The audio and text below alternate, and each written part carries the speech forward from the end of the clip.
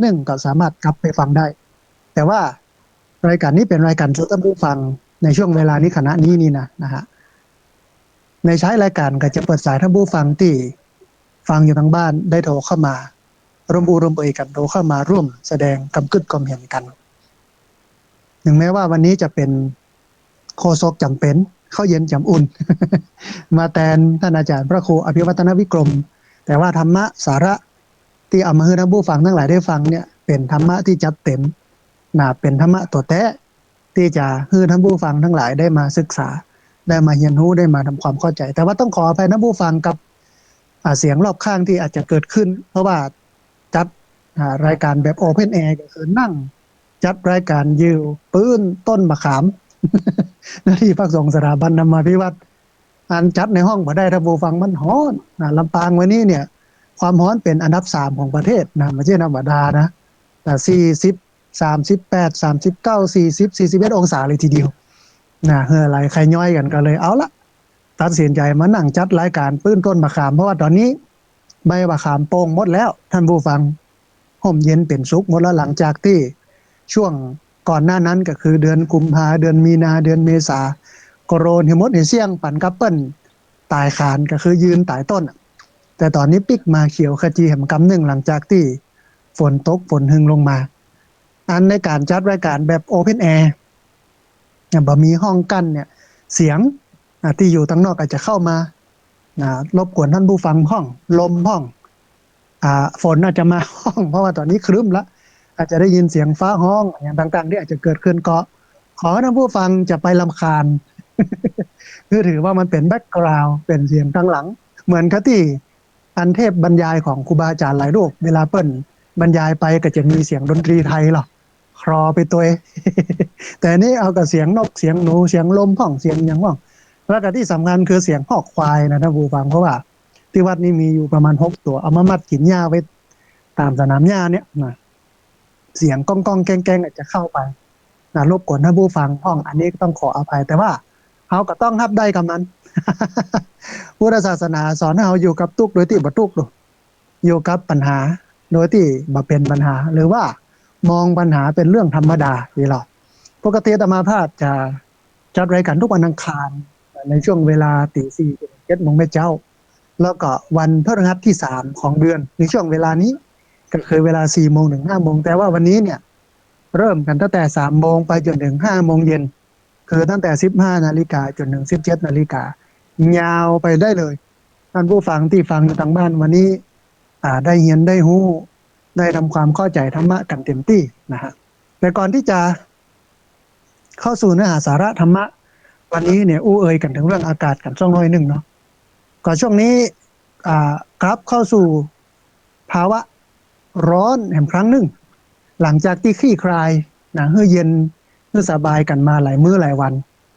ก่อนหน้านั้นก็ร้อนช่วงเดือนเมษานี่เนาะหลังจากนั้นมาก็ปลายเมษาต้นพฤษภาก็เริ่มเย็นพอดีพายุเข้ามามีฝนมีลมเข้ามาแต่ตอนนี้เริ่มกลับไปร้อนแถมแล้ววันก่อนก็ได้อู้กับญาติโยมที่เปิ้นเป็นวิศวกรที่เปิ้นทำงานในการไฟฟ้าเปิ้นก็บอกว่าอู้กันเรื่องน้ำเนาะอู้กันเรื่องของการปลูกพักไม้พอดีว่าเปิ้นมาที่วัดท่านผู้ฟังเปิ้นมาเห็นต้นไม้ที่ปลูกไว้มันเติบโตขึ้นมันเจริญขึ้นมันมีความใหญ่ขึ้นโดยเฉพาะต้นมะม่วงเนี่ยท่านผู้ฟังเปิ้นก็เลยบอกว่าโอ้นี่พระอาจารย์ต้นไม้พระอาจารย์ใหญ่เร็วเนาะอาตมาภาพก็บอกว่าน้ำมันเติง น้ำมันเติงเหตุที่น้ำมันเติงก็เพราะว่าสูบลูกห้วยขึ้นมาแล้วก็ห้วยเนี่ยก็มาจากเขื่อนของการไฟฟ้าแกก็อู้ฟังว่าเนี่ยการเกษตรนะพระอาจารย์ถ้ามีน้ำก็จบละเพราะน้ำมันเป็นหัวใจโลกแต่ถ้ามันมีน้ำนี่ก็ลำบากก็อู้กันเรื่องน้ำเรื่องต้นไม้ใบหญ้าอู้กันเรื่องของฟ้าของฝนเปิ้นก็อู้เอ่ยกันแล้วเปิ้นก็บอกว่าพระอาจารย์บัดจะไปฟังปลูกต้นไม้ช่วงนี้ตัวนะอาตมาภาพก็ถามว่าเนี่ยหยังก็ฝนมันตกแล้วรู้นี่เนาะเปิ้นบอกว่ามันจะลงแหมน้อยเดียวแล้วก็จะย่างไปแหมจัดเมินอันจะมาแหมกำเนื่องกับช่วงเดือนสิงหาต้องอันละแล้วก็บันนักตัวนะปีนี้มันจะแล้งจัดหลังจากนี้ไปเนี่ยมันจะมีแต่มีบันนักละ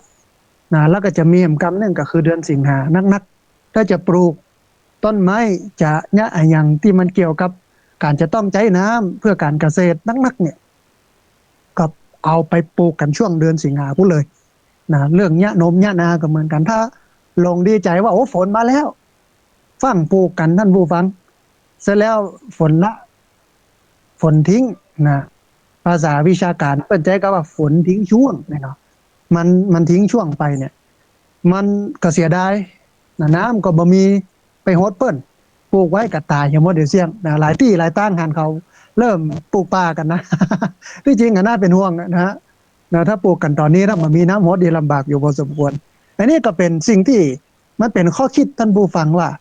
เวลาจะเนี่ยไอ้อย่างเนี่ยมันต้องพอต้องกอยต้องมืนของรอบทิศหันไอ้อย่างชัดไอ้อย่างเจนเนี่ยก่อนถึงจะทำเพราะน้องว่าทิศทางมันสำคัญกว่าความเร็วทิศทางที่มันถูกต้องเนี่ยมันสำคัญกว่าความเร็วอย่างเขาจะไปกรุงเทพเนี่ย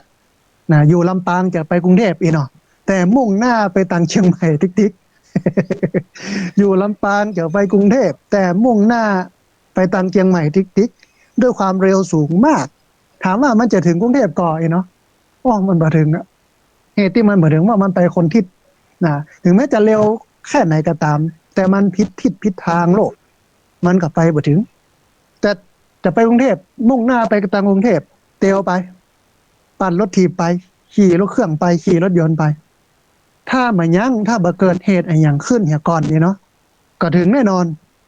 จะช้าจะเร็วก็ต้องถึงแน่นอนเหตุที่เป็นอย่างนั้นก็เพราะว่าทิศทางมันถูกต้องเพราะนั้นก็เลยบอกว่าทิศทางมันสำคัญกว่าความเร็วก็จะเนี่ยอย่างนี้ต้องคิดต้องวิเคราะห์พน้องว่าใจความรู้มากกว่าความรู้สึกหรอถึงวันนี้เขาใจความรู้สึกใจความย่ามสุมาด้วยท่านผู้ฟังใจความเคยชินก่อนสมัยพ่ออุ้ยแม่มอนเปิ้นปลูกกันหน้านี้แล้วแหละเปิ้นปลูกกันช่วงนี้แล้วน่ะเนาะเพราะมันคนละยุคคนละสมัยมันก็เกิดการเปลี่ยนแปลงเรื่องของฟ้าของฝนเรื่องของฤดูกาลไปกับท่านผู้ฟังเพราะนั้นต้องมองให้ลึกนึกให้ไกลทำใจให้กว้างเรามองลึกนึกไกลใจกว้างจะต้องทิศทางมันสำคัญกว่าความเร็วคือทิศทางถูกต้องตัวแล้วก็เร็วตัวนี้ซ้ำถึงเร็วกะแต่ถ้าทิศทางไม่ถูกต้องถึงแม้จะไปช้าหรือเร็วก็ไม่ถูกหรือว่าไปบ่ถึงแน่นอนนี่เป็นข้อคิดท่านผู้ฟังที่ได้จากการได้อู้กับญาติโยมแล้วก็มานั่งตึกตรองธรรมะพอว่าชีวิตเราจะเนี่ยไอ้อย่างสักอย่างมันต้องศึกษาข้อมูลมันต้องเรียนต้องรู้มันต้องพอต้องคอยให้ครบให้รอบเนี่ยก่อนถ้าบ้านนี้มันก็เนี่ยบ่ถูกบ่ทิ่มเนี่ยไปก็บ่ประสบความสำเร็จเนี่ยไปก็ล้มเหลวเพราะว่าเสียเปล่าตำน้ำพริกละลายแม่น้ำนี่เนาะบ่ได้ประโยชน์อะไรอย่างเลยแต่ถ้าก่อนจะเนี่ยมาคิดวิเคราะห์มาพอกอยตีเตินพ่อวางแผนพ่อเปรียบเทียบมองถึงผลได้ผลเสียอย่างเรียบร้อยแล้วถ้าภาษาวิชาการณปัจจุบันนี้เปิ้นจะฮ้องกันมาสวอตสังเคราะห์วิเคราะห์แยกแยะจุดแข็งจุดอ่อนข้อดีข้อด้อยโอกาสวิกฤตวิเคราะห์แล้วกึดแล้วพอกอยแล้วมันดีมันได้ประโยชน์ก็ลงมือทำท่านผู้ฟังแล้วมันจะได้ผลตามนั่นนะไม่ใช่ว่าตามยถากรรมขยะเอาความรู้สึกว่านะมาเอาความรู้เข้าว่าเนี่ยมันลำบากเพราะฉะนั้นชีวิตที่ดีนั้นต้องเป็นชีวิตที่ตั้งอยู่บนฐานของความรู้มากกว่าความรู้สึกใช้ความรู้มากกว่าความรู้สึกทิศทางมันสำคัญกว่าความเร็วคิดวิเคราะห์วางแผนไตร่ตรองใคร่ควรก่อนแล้วจึงทำแม้แต่การทำบุญท่านผู้ฟังพระเจ้าได้ตรัสไว้ชัดเจนว่าการทำบุญเนี่ยไม่ใช่ว่าอยากให้ทำก็ทำแต่ว่าต้องใคร่ครวญไตร่ตรองก่อนแล้วจึงทำเพราะบุญที่เกิดจากการใคร่ครวญไตร่ตรองดีแล้วทำเนี่ยมันเป็นบุญที่ถูกต้องและได้อานิสงส์นะจำกรรมภาษาบาลีที่อู้เรื่องนี้มาได้นั่นก็คือเรื่องของใคร่ครวญไตร่ตรองดีแล้วจึงทำเนี่ยเรื่องบุญนี่นะที่จริงมันมีบาลีเป็นพุทธวจนะเป็นพุทธศาสนสุภาษิตเป็นคำอู้สมาธิธรรมผู้ฟังของพระพุทธเจ้าอยู่ในนั้นแต่ว่าลืม ลืมแต่คือรู้ว่าการทำอะไรอย่างทุกอย่างเนี่ยไม่ใช่ว่าอยากให้ทำก็ทำนะไม่ใช่ความอยากเนาะอยากทำก็จริงแต่ว่าต้องใจกำกึดตัวต้องใจปัญญาตัวในการทำนะ อันนี้เกินท่านผู้ฟังทั้งหลายได้ฟังเป็นเบื้องต้นจากเหตุการณ์ต่างๆที่เกิดขึ้นแล้วก็ตรงนี้เป็นช่วงฤดูร้อนมันยังร้อนอยู่อากาศมันปรับเปลี่ยนบ่อยผู้สูงอายุผู้เฒ่าผู้แก่ก็จำเป็นจะต้องดูแลสุขภาพตัวเองพี่น้องญาติโยมที่อยู่ใกล้ห้วยใกล้น้ำนะใกล้หนองคลองบึงใกล้ลำห้วยก็ต้องระมัดระวังน้ำป่าไหลหลากญาติโยมที่อยู่ดอยที่ดอยต้องระมัดระวังดินโคลนถล่มน้ำท่วมฉับพลันน้ำป่าไหลหลากดินโคลนถล่มต้องป้องกันไว้อุทกภัยเนาะวัฏภัยเรื่องลมก็จำเป็นจะต้องป้องกันต้องดูแลเรื่องลมที่มันจะปัดจะปึ้งวันก่อนท่านผู้ฟังที่พักสงฆ์สถาบันธรรมาภิวัตน์เนี่ยลมใหญ่ลมหลวงมากับปึ้งเอาวันสังกะสีที่มุงหลังคากินข้าว สำหรับญาติโยมที่มาประกอบศาสนกิจมาอบรมมาสร้างตนเองพัฒนาตนเองหน้าที่พักสงฆ์สถาบันธรรมาภิวัตน์ปึ้งไปหลายแผ่นเพราะว่ามันเมินนานต่านเปล่าแล้วท่านผู้ฟังท่านใดที่เคยมาอาจจะได้เห็นศาลาหลังอิงเอียงนั่นนะ อันที่กินข้าวมุงสังกะสีมันปัดปึ้งไปเดี๋ยวก็ตอนนี้กำลังซ่อมแซมกันอยู่แต่ว่าถ้าเอาป้องกันเนี่ยก่อนเอาไม้มาเปลี่ยนเอาอย่างมาใส่มันก็ก่อให้เกิดความเสียหายน้อยอาตมาภาพเน้นย้ำหรือว่าอู้เอ่ยกับท่านผู้ฟังญาติโยมเสมอตลอดจนถึงลูกศิษย์ลูกหาเสมอว่าการเสียเวลาเสียทรัพยากรไปกับการป้องกันเนี่ยมันเสียน้อยกว่าไปกับการแก้ไขเนี่ยเสียน้อยเสียยากเสียมากเสียง่ายเพราะนั้นกันไว้ดีกว่าแก้อย่าไปหัวหายร้อมคอก อันนี้เป็นอารัมภบทท่านผู้ฟังทั้งหลายได้ฟังในรายการธรรมาภิวัตน์ซึ่งเป็นวาระพิเศษในเย็นวันนี้ในเวลา3 โมงแม่แรงไปจนถึง5 โมงแม่แรงซึ่งแทนท่านอาจารย์พระครูอภิวัฒนวิกรมซึ่งปกติรายการช่วงนี้เป็นของท่านผู้ฟังเวลาวันนี้เรามีนัดก็เลยอารัมภบทยืดยาวคือท่านผู้ฟังทั้งหลายได้ฟังกันเพื่อเป็นข้อคิดเป็นกำลังใจเตือนใจคือกำลังใจกับญาติโยมในท้ายรายการท่านผู้ฟังก็จะเปิดสายท่านผู้ฟังที่ฟังอยู่ทางบ้านได้โทรเข้ามาร่วมเอ่ยกันโทรเข้ามาร่วมแสดงกำกึ่งกำเห็นกันบอกว่าจะโทรเข้ามาอย่างใดอย่างแรกก็โทรเข้ามาเช็คสัญญาณก่อนว่าฟังจากที่ฮั่นที่นี่ชัดบ่ชัดโทรเข้ามาให้กำลังใจกันโทรเข้ามาถามคำถามโทรเข้ามาเพิ่มเติมในสิ่งที่ทำแต่ในสิ่งที่ขยายความให้มันชัดขึ้นให้มันเข้าใจง่ายขึ้นแถมช่วยกันคนละไม้คนละมือท่านผู้ฟังเป็นธรรมะสมังคีเป็นธรรมะสามัคคีที่ร่วมกันทำให้ธรรมะที่เราได้เรียนรู้ร่วมกันเนี่ยมันกลมกล่อมนักขึ้นนะฮะท่านผู้ฟังวันนี้สาระสำคัญที่จะเอามาให้กับท่านผู้ฟังทั้งหลายได้ฟังเป็นเรื่องที่เกี่ยวข้องกับการตายหรือว่าความตายเพราะหลายคนสะดุ้งมาถึงเรื่องการตายหรือความตายสะดุ้งเพราะว่ากลัวตายมากกว่านั้นคนทั้งหลายมองว่าการตายเนี่ยมันเป็นสิ่งที่มันเป็นอัปมงคลหรือว่าอวมงคลไม่มงคลเป็นสิ่งที่น่ากลัวสำหรับใครหลายๆคนพูดถึงเรื่องความตายนะแต่แท้ที่จริงแล้วเนี่ยพระเจ้าพระองค์ให้เราได้สำเนียกสำนึกระลึกนึกถึงความตายในท่านผู้ฟังคือนักที่สุดที่จะนักได้มีอยู่ครั้งหนึ่งที่พระพุทธเจ้าได้ตรัสสนทนาเอ่ยกับพระอานนท์ซึ่งเป็นพุทธอุปถากคนที่คอยดูแลพระพุทธเจ้าพระเจ้าก็ตรัสถามพระอานนท์ว่าอานนท์ถึงวันนี้เธอกึดถึงลมหายใจกึดถึงความตายวันละกี่ครั้งกึดเติงหาความตายและลึกนึกถึงความตายซึ่งภาษาพระเป็นใจคำว่ามรณานุสติการระลึกนึกถึงความตายมรณานุสติเธอระลึกนึกถึงกี่ครั้งพระอานนท์กตรัสกระทูลไม่ใช่ตัดขอสมาอภัยกระทูลต่อพระพุทธเจ้าว่าอันทุก1 ชั่วโมง1 ชั่วโมงพระเจ้าก็บอกว่าน้อยล้ำไป ที่จริงแล้วต้องระลึกนึกถึงความตายทุกลมหายใจเข้าออก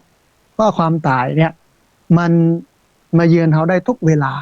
เราหูวันเกิดแล้วก็บอกหูวันตาย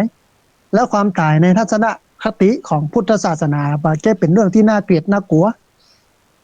มันเป็นภาวะสัจธรรมที่เกิดขึ้นคู่กับโลกคู่กับมนุษย์มันมีบทกลอนบทหนึ่งท่านผู้ฟังนักปราชญ์เปิ้นแต่งไว้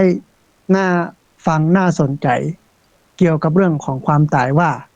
เมื่อนึกถึงความตายสบายนักมันตัดรักตัดหลงในสงสารบรรเทามืดโมหันอันธการทำให้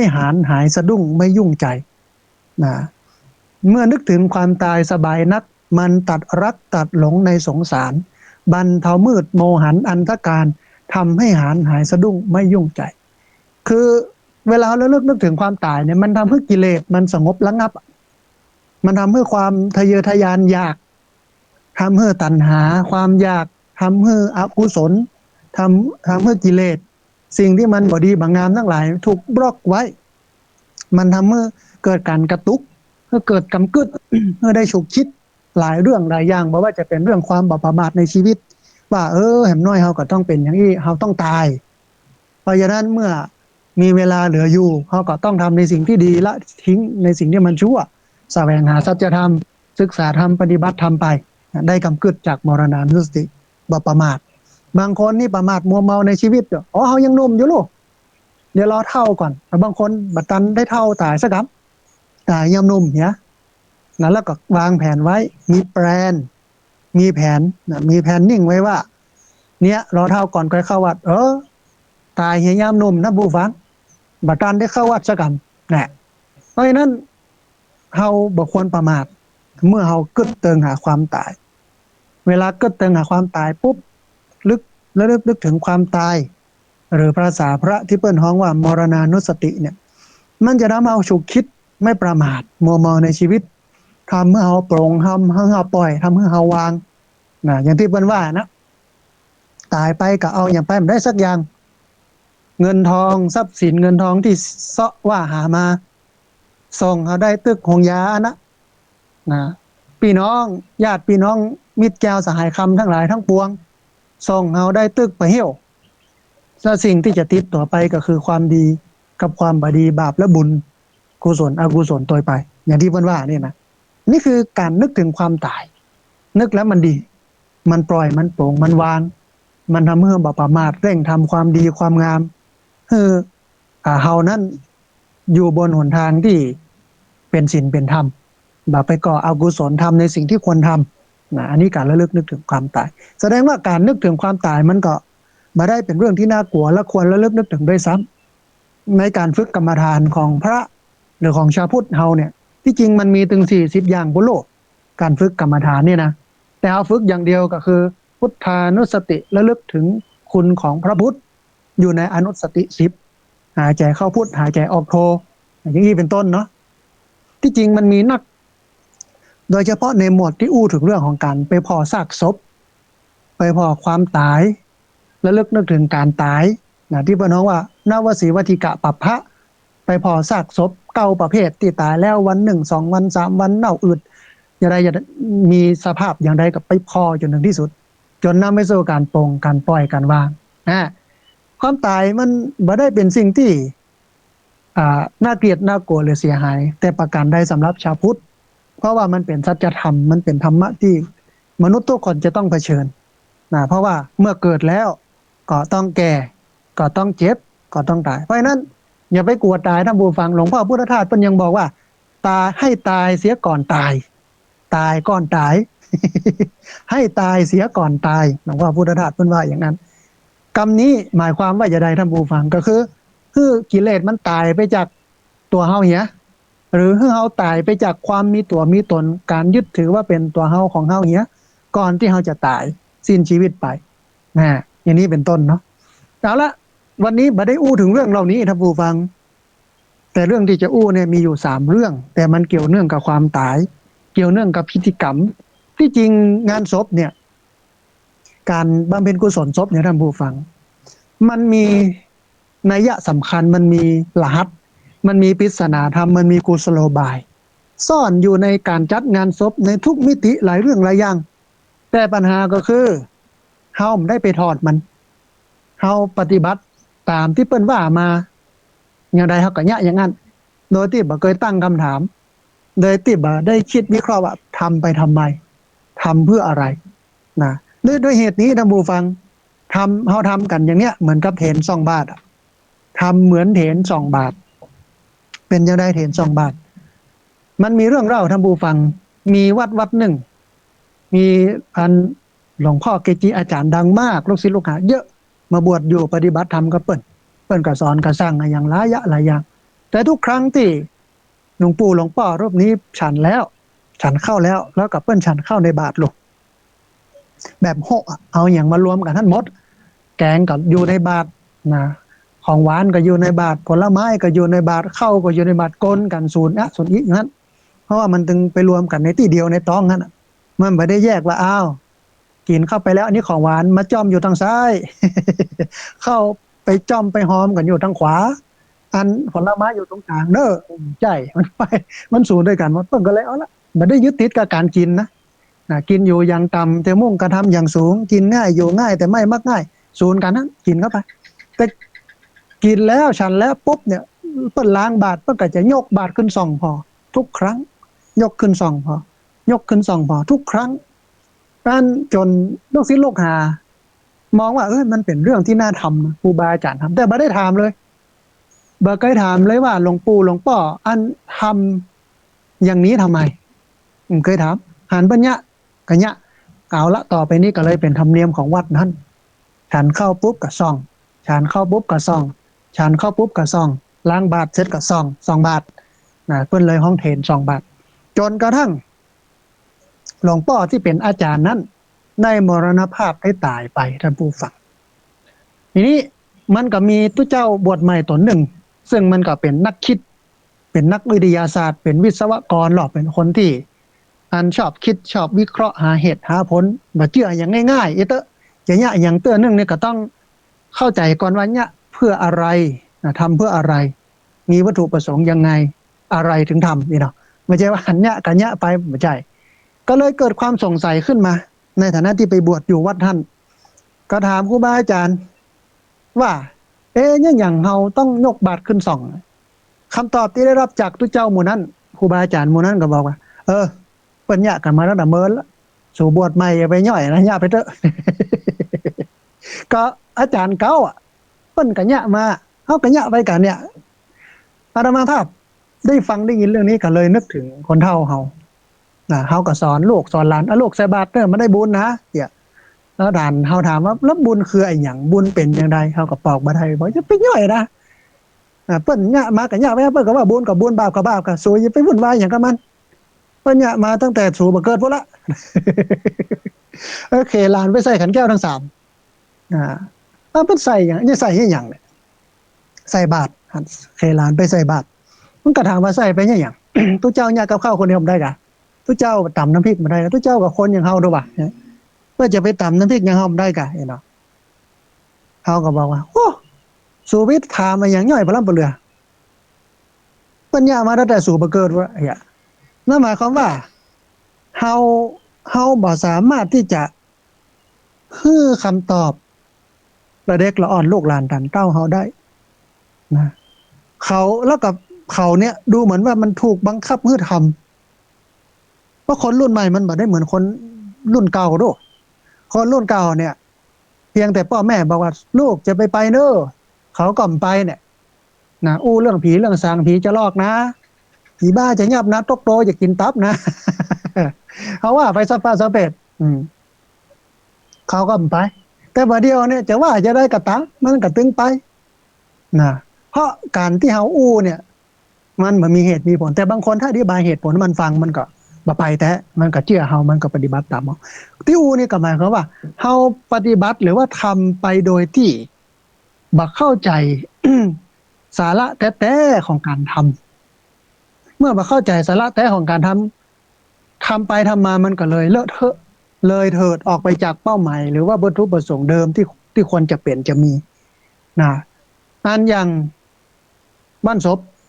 บางคนพระเปิ้นเทศเขาก็เข้าใจว่าที่พระเทศพระสวดเนี้ยเทศสวดคือผีตาย ได้ฟังสุมาได้ท่านผู้ฟังผีตายมันจะไปฟังได้ยังมันตายไปแล้วเนาะบางคน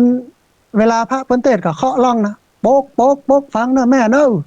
ฟังเนอะป้อเนอะฟังเนอะโอ้ยเนอะไม่โอ้ยไม่หลวงฟังนะเนาะถ้า ถ้าเปิ้นออกมาได้จากล่องเลยบอกว่าอย่ามาบอกข้าเนี่ยอย่างสูงอย่างฟังคนเดียว อันนี้ถ้าอย่าแตกกันเรื่องคนที่คนต่างถึงตัวเจ้าถึงญาติโยมเลยนะผู้ฟังเนาะ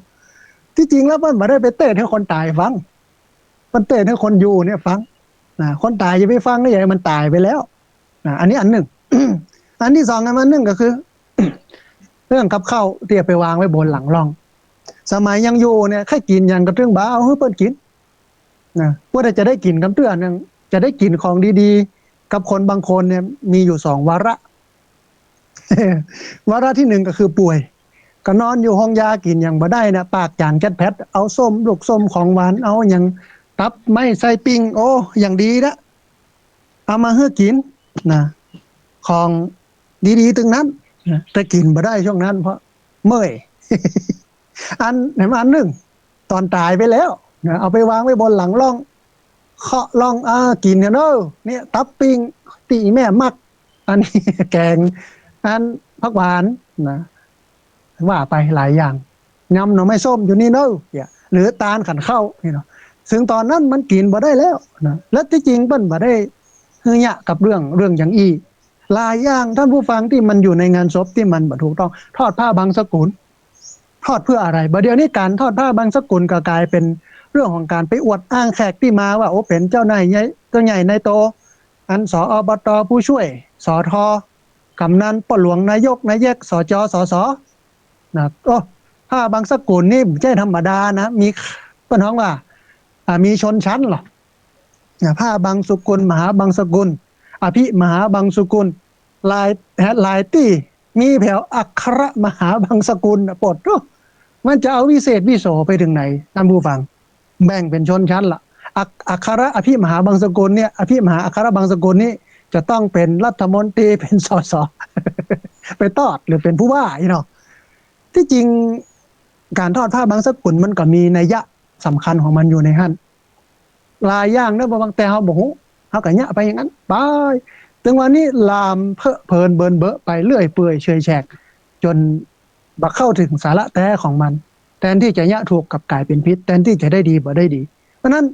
รามาภาพหันว่าสมควรท่านผู้ฟังที่จะต้องมาเรียนรู้เรื่องเหล่านี้เรื่องอื่นบ่ฮู้ก็เป็นอย่างแต่เรื่องเหล่านี้ควรรู้เพราะอะไรเพราะมันอยู่ในวิถีชีวิตแล้วก็บางอย่างบางครั้งเนี่ยมันสอดคล้องกับหลักการพุทธศาสนามันต้องเอาหลักพุทธมาจับถ้ามันผิดกับหลักพุทธแล้วปุ๊บมันก็บ่ถูกแล้วนะเพราะมันพุทธเพราะตรงนี้มันเป็นพุทธศาสนาเป็นศาสนาพุทธเป็นศาสนาที่พระพุทธเจ้าบัญญัติขึ้น เขาก็ต้องปฏิบัติให้มันตรงห้อมเปิ้นถ้าบ่อันเขาจะเอาอย่างที่เฮาว่าเนี่ยอย่างที่มันเป็นอยู่เนี่ยก็ต้องบ่เอาพุทธแล้วก็ตั้งเป็นศาสนาเฮาคนเดียว มันก็ได้นะผู้ฟังเนาะปารภเหตุเรื่องนี้เพราะหลายวันก่อนนะผู้ฟังมีโยมเปิ้นนิมนต์ไปแสดงธรรมในงานบำเพ็ญกุศลศพของแม่อุ้ยคนหนึ่งซึ่งอายุ90ปลายแล้วมา2 งานด้วยซ้ำมา2 งานด้วยซ้ำงานแรก มาก่อนนิมนต์ไปสวดคืนที่ตายคืนแรกแต่ว่าเจ้าภาพมันอู้กันยังได้บ่ฮู้นัดกัน2 ทุ่มเอาก็ทุกเจ้าพระเนรในวัดก็เตรียมตัว2 ทุ่มเดี๋ยวก็จะลงไปเพราะว่าอยู่ในหมู่บ้านนี่นะสักประมาณ 1:50ก็มีละอ่อนน้อยครับรถเครื่องขึ้นมาบอกว่าพระอาจารย์ต้องขอสุมาเตอะพอดีเปิ้นเอาตุเจ้าปูจานเปิ้นเอาตุเจ้าที่อื่นมาสวดแล้ว สุมาพระอาจารย์ด้วยเนอะขอยกเลิกพระอาจารย์เราก็ว่าเป็นยังก็ละอ่อนไปก็เกิดถึงธรรมะของพระพุทธเจ้าเนี่ยมันบ่แน่นอนแต่นะสิ่งที่ว่าแน่ก็ไม่แน่จริงๆก็ถึงเรื่องไตรลักษณ์บ่ได้โคตรนะผู้ฟังแล้วก็ตลกในใจว่าก็บ้านท่านมันมีกันละอ่อนเนี่ยเขาถ้าจะบริหารจัดการบ่จ้างบ่เป็นนะแล้วก็ ใกล้ถึงคืนสุดท้ายก็มีคนมานิมนต์แหมงานนึงเปิ้นมานิมนต์ก่อนนิมนต์ไปเทศน์แล้วก็นี่หลังจากนิมนต์เสร็จครึ่งชั่วโมงคนที่มาคืนนี้กลับมานิมนต์คืนสุดท้ายนิมนต์ไปเทศน์คืนสุดท้ายพอดีมายืนยันแหมกำนึงว่าคืนนี้เอาพระอาจารย์ไปเทศน์เด้ออาตมาภาพก็บอกว่ายืนยันอย่างไรเพราะว่าบ่ได้นิมนต์มาก่อนนะแล้วละอ่อนที่มาคืนวันนั้นมันบ่ได้นิมนต์พระอาจารย์ต่อกะคืนสุดท้ายมันว่าอย่าได้ มันมาคืนแล้วมันก็ไฟเหี้ยนะแล้วเขาก็โยมก็โอ้ยต้องขอสุมาภัยพระอาจารย์อันนี้นี่เจ้านิมนต์นี่ผมนิมนต์นี่บัดตันแล้วโยม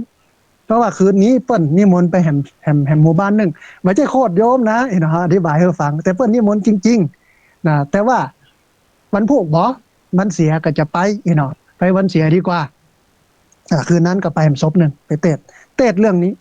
เรื่องที่จะอู้ท่านผู้ฟังทั้งหลายได้ฟังเนี่ยแต่ว่าก่อนที่จะอู้ถึงเรื่องนี้มันมีข้อคิดอันหนึ่งที่เกิดขึ้นจากเหตุการณ์นี้ก็คือหนึ่งเรื่องของเวลาเรื่องของโอกาส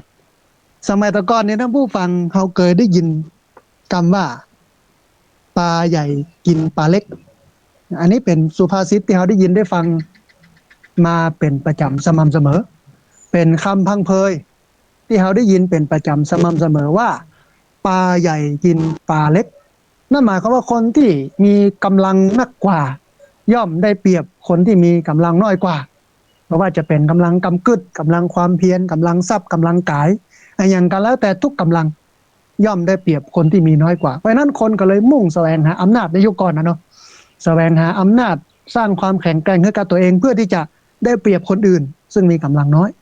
มันก็เป็นอย่างนั้นแต่ยุคสมัยมันเปลี่ยนไปแล้ววันนี้บ่ใจมันบ่ใช่ยุคสมัยของปลาใหญ่กินปลาเล็กต่อไปแล้วแต่มันเป็นยุคสมัยของปลาเร็วกินปลาใหญ่มันเป็นยุคสมัยของปลาเร็วกินปลาใหญ่นั่นหมายความว่ายุคนี้ไผ่เร็วที่สุดเนี่ยคนนั้นชนะเพราะว่าการพ่อสังเกตเรื่องของข่าวเนาะช่องไหนรายงานเร็วกว่าเร็วไทม์นาทีต่อนี้ต่อนาทีวินาทีต่อวินาทีเรื่องเกิดขึ้นปุ้มไผ่นำเสนอก่อนไผ่ไปถ่ายทอดสดก่อนไผ่ไปไลฟ์สดก่อนช่องนั้นเรตติ้งจะดีเพราะคนพอติดตามเหตุการณ์ช่องไหนจ้าข่าวไหนจ้าได้กินนะในยุคธุรกิจกันนี่เหมือนกันยุคของการสื่อสารว่าน้องว่าเป็นยุค globalization ยุคข้อมูลข่าวสารมันนักนั้นใครเร็วใครได้จังหวะโอกาสมันก็เป็นเรื่องสำคัญอันนี้เป็นข้อคิดที่ได้จากเรื่องนี้แต่ไม่ได้เป็นสาระสำคัญที่จะมาอู้นะท่านผู้ฟัง สาระสำคัญที่จะอู้ที่เกี่ยวเรื่องกับความที่เกี่ยวเรื่องกับความตายเนี่ย มีอยู่3เรื่องที่มีอยู่3เรื่องเรื่องที่1เรื่องตุง3หางนะเรื่องที่2เรื่องคติธรรมหรือว่าปริศนาธรรมที่อยู่ในงานศพโดยเฉพาะที่ติดตาลปัดตุเจ้าเวลาตุเจ้าไปสวดอภิธรรมเมื่อคืนตุเจ้าก็จะนิมนต์ไป4รูปแล้วก็ในตาลปัดทั้งหน้านั้นก็จะติดกรรมท่านผู้ฟังหลายคนไปบ่อยคงกึดออกว่ามันมีกรรมว่าไปไม่กลับอันหนึ่งหลับไม่ตื่นอันหนึ่งฟื้นไม่มีอันหนึ่งแล้วก็หนีไม่พ้นอันหนึ่งมีอยู่4อันไปไม่กลับหลับไม่ตื่นฟื้นไม่มีหนีไม่พ้นอันนี้อย่างที่2และอันสุดท้ายจะอู้กันถึงเรื่องปริศนาธรรมที่คนอู้กันบ่อยๆ4คนหาม3คนแห่1คนนั่งแคร่2คนตามไปบางตำราบอกว่า2คนนำไปบางตำราก็บอกว่า2คนตามไปมันจะนำจะตามก็ตามเดี๋ยวมาว่ากันนะคำนึง 3เรื่องนี้จะอู้ในเวลานี้ไปจนถึงเกือบประมาณสัก5 โมงแม่แรงอาจจะประมาณ15 นาฬิกา16 นาฬิกา16 นาฬิกาประมาณสัก30 นาทีที่เหลือนอกนั้นก็จะเปิดสายถ้าผู้ฟังที่ฟังจากบ้านได้โทรเข้ามาร่วมเอ่ยกันโทรเข้ามาร่วมแสดงความคิดความเห็นกันแต่ตอนนี้ฟังโทรด้วยตะกี้มีโทรเข้ามาอยู่ 4-5 สาย ตอนนี้ยังไม่ได้เปิดโอกาสที่โทรด้วยเนอะประมาณสัก4 โมงเกิงก่อนก็โทรเข้ามาแล้วก็แนไว้เตรียมไว้ท่านผู้ฟังเตรียมคำถามไว้เตรียมคติธรรมเตรียมข้อคิดมีหลายคนบางครั้งบางทีโทรเข้ามาอู้คำกรก็มีขออันเสนอคำกรอนบางคนก็ขอเสนอคติธรรมนี่นะบางคนก็เสนอคำถามบางคนก็ให้คำตอบให้แง่คิดบางคนก็ให้กำลังอกกำลังใจอันนี้เป็นสิ่งที่ดีท่านผู้ฟังเอาไว้ช่วงหลังประมาณสัก15 นาฬิกา16 นาฬิกา30 นาทีก่อนที่จะถึง17 นาฬิกาคือ5 โมงแม่แรงประมาณสัก4 โมงครึ่ง ก็ให้โทรเข้ามาร่วมร่วมเอ่ยกันโทรเข้ามาร่วมแสดงความเห็นกันเอาละท่านผู้ฟังเราลองมาห่อมากอยทีละอย่างอันแรกเอาเรื่องตูงสามหางเพราะว่าวันนั้นที่ไปเทศในงานบำเพ็ญกุศลศพของอันโยมแม่อุ้ยคนหนึ่งที่อายุ90ปลายเนี่ยก็อู้ถึงเรื่องนี้ปริศนาธรรมที่มีในงานศพโดยเฉพาะเรื่องตูงสามหางก็เริ่มต้นให้โยมเพิ่นฟังว่าญาติโยมเขาเคยสังเกตกันก็เห็นนะวันนั้นอู้ในงานศพเนี่ยนะว่าเวลาเขาตายแล้วเวลาเปิ้นจูงเขาเข้าไปเหี่ยวเนี่ยคนสิ่งที่จะนำหน้าที่สุดนะอยู่เป็นคนแรกที่นำไปที่สัปเหร่อเปิ้นปาไปเนี่ยมันจะมีหลักๆก็คือหนึ่งเรื่องของตุงสามหางตุงสามหางอันที่สองถุงข้าวด่วน ถุงข้าวด่วนที่มันเป็นถุงสปายมีกับข้าวมีอย่างมั่วอยู่ในหั่นเต็มไปหมดหัวมันนะแต่บอกอู้ถึงเรื่องอื่นอู้ถึงเรื่องตุงสามหางนี้ก่อนอู้ถึงเรื่องตุงสามหางนี้ก่อนตุงเป็นรูปคนแล้วมันมีอยู่สามหางปกติเหมือนขาท่านผู้ฟัง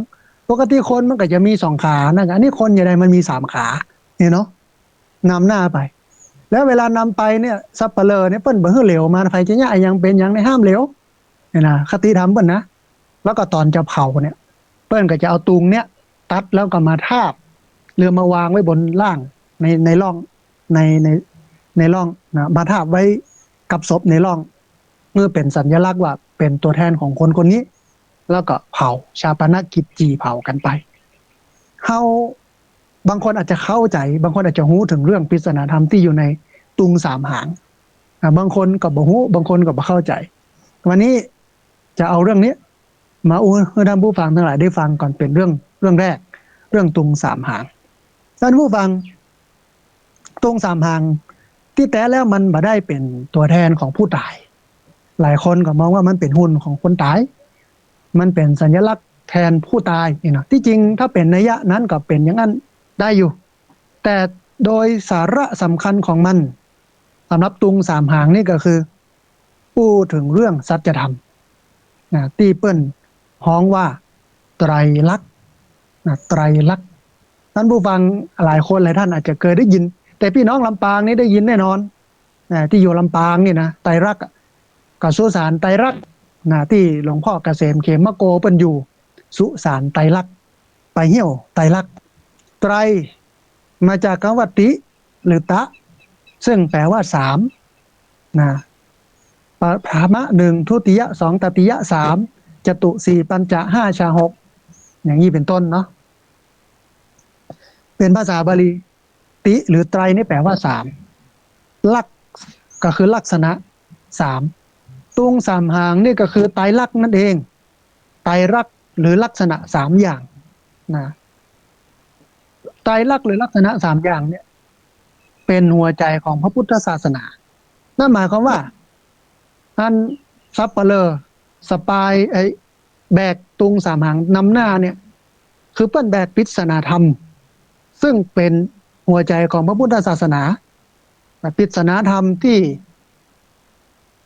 สัปเหร่อแบกนำหน้าศพไปเนี่ยเป็นปริศนาธรรมที่เป็นหัวใจสูงสุดของพระพุทธศาสนาที่บรมวัตรไตรลักษณ์หัวใจพุทธศาสนาอยู่ตรงนี้ท่านผู้ฟังไตรลักษณ์นี้นี่เป็นหัวใจไตรลักษณ์ เป็นสัจจะเป็นความจริงของโลกและชีวิตเป็นความจริงของสิ่งทั้งหลายที่มันอยู่บนโลกนี้คนที่มีปัญญาเข้าไปหูก็จะเกิดพุทธะพุทธะคือรู้พุทธะนี่แปลว่ารู้อะไรก็รู้ความเป็นจริงของโลกและชีวิตรู้เข้าใจความเป็นจริงของสิ่งทั้งหลายก็คือหูเข้าใจไตรลักษณ์เนี้ยถ้าใครหูใครเข้าใจไตรลักษณ์เนี่ยก็จะเกิดภาวะพุทธะขึ้นมาการจะเป็นพุทธะคือผู้รู้ผู้ตื่นผู้เบิกบานได้ต้องหันต้องเข้าใจไตรลักษณ์ถ้าบ่หันบ่เข้าใจไตรลักษณ์ก็ไม่สามารถที่จะเป็นพุทธะได้พุทธศาสนิกชนก็คือคนที่หูและเข้าใจตัวหรือตามพระพุทธเจ้าหูตัวหูตามพระพุทธเจ้าแต่ถ้าใครบ่หูไตรลักษณ์ใครไม่เข้าใจไตรลักษณ์ใครไม่รู้จักไตรลักษณ์ ใครไม่เข้าถึงไตรลักษณ์ท่านผู้ฟังก็ไม่ได้ชื่อว่าเป็นพุทธศาสนิกชนนะไม่ใช่เป็นนุ่งชุดขาวอยู่ในวัดอันนั้นก็เป็นแต่เป็นเปอร์เซ็นต์น้อยมันแบบเข้มข้นเป็นแบบไปปลายน้ำปลายมาเป็นน้ำเก้ามาเป็นน้ำหักหูที่มันเป็นน้ำเก้าน้ำหักก็คือต้องหูหันไตรลักษณ์นี่ก่อนถึงจะเป็นพุทธะแต่ถ้ารู้เห็นไตรลักษณ์เรียบร้อยแล้วถึงจะได้ชื่อว่าเป็นพุทธะเพราะว่าพุทธะแปลว่ารู้อะไรคือรู้เห็นสิ่งทั้งหลายตามความเป็นจริงหรือไตรลักษณ์นี้เพราะฉะนั้นบัจเจธรรมดาด้วยเนี่ยถ้าผู้ฟังตุงสามหางที่อันซับเปลือแบกนำหน้าศพแห่น้องน้อยน้องน้อยน้องน้อยเข้าไปปะเหี่ยวนี่นะมันเป็นสัจธรรมที่ยิ่งใหญ่และเป็นหัวใจของพุทธศาสนาเลยคำเดียวท่านผู้ฟัง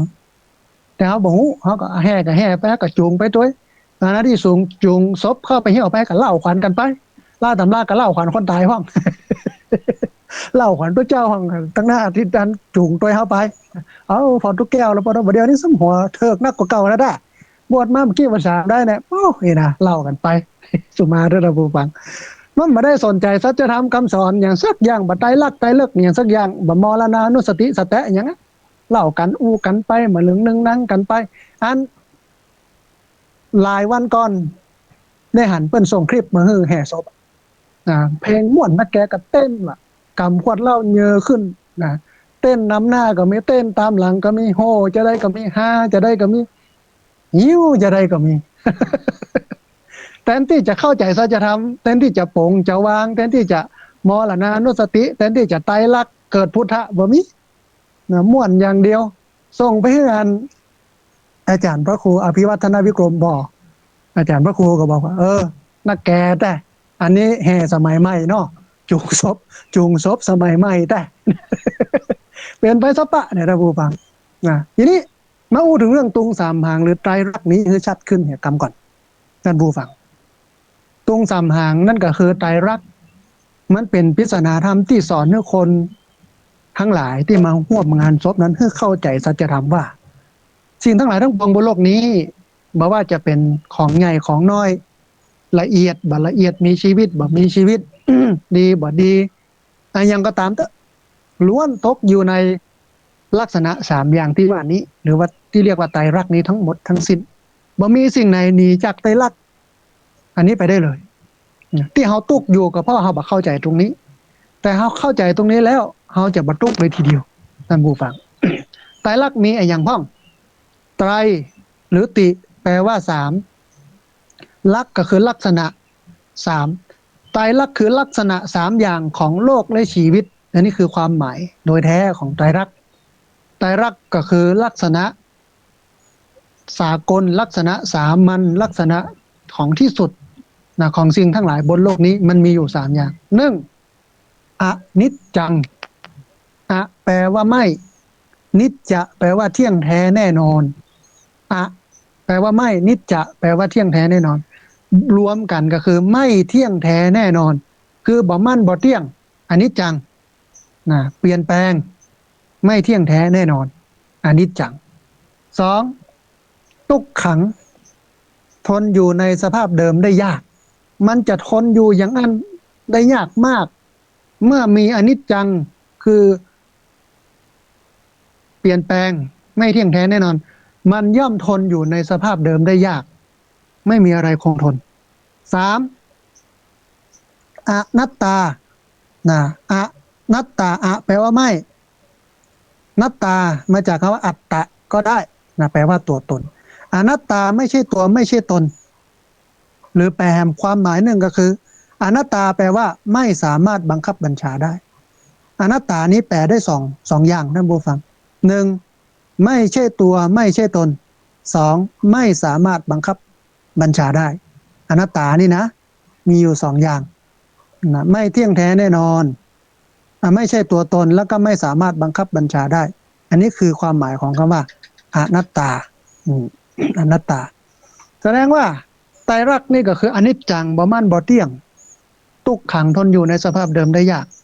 อนัตตาไม่ใช่ตัวไม่ใช่ตนบ่สามารถที่จะบังคับบัญชาได้ที่ว่ามานี้คือลักษณะสามัญลักษณะสัจจะคือความเป็นจริงของสิ่งทั้งหลายคือหนึ่งอนิจจังบ่มั่นบ่เที่ยง ทุกขังทนอยู่ในสภาพเดิมได้ยากอนัตตาไม่ใช่ตัวไม่ใช่ตนบ่สามารถบังคับบัญชาได้ถ้าจะสรุป ย่อให้มันลงนักขึ้นแหมก็คือเกิดขึ้น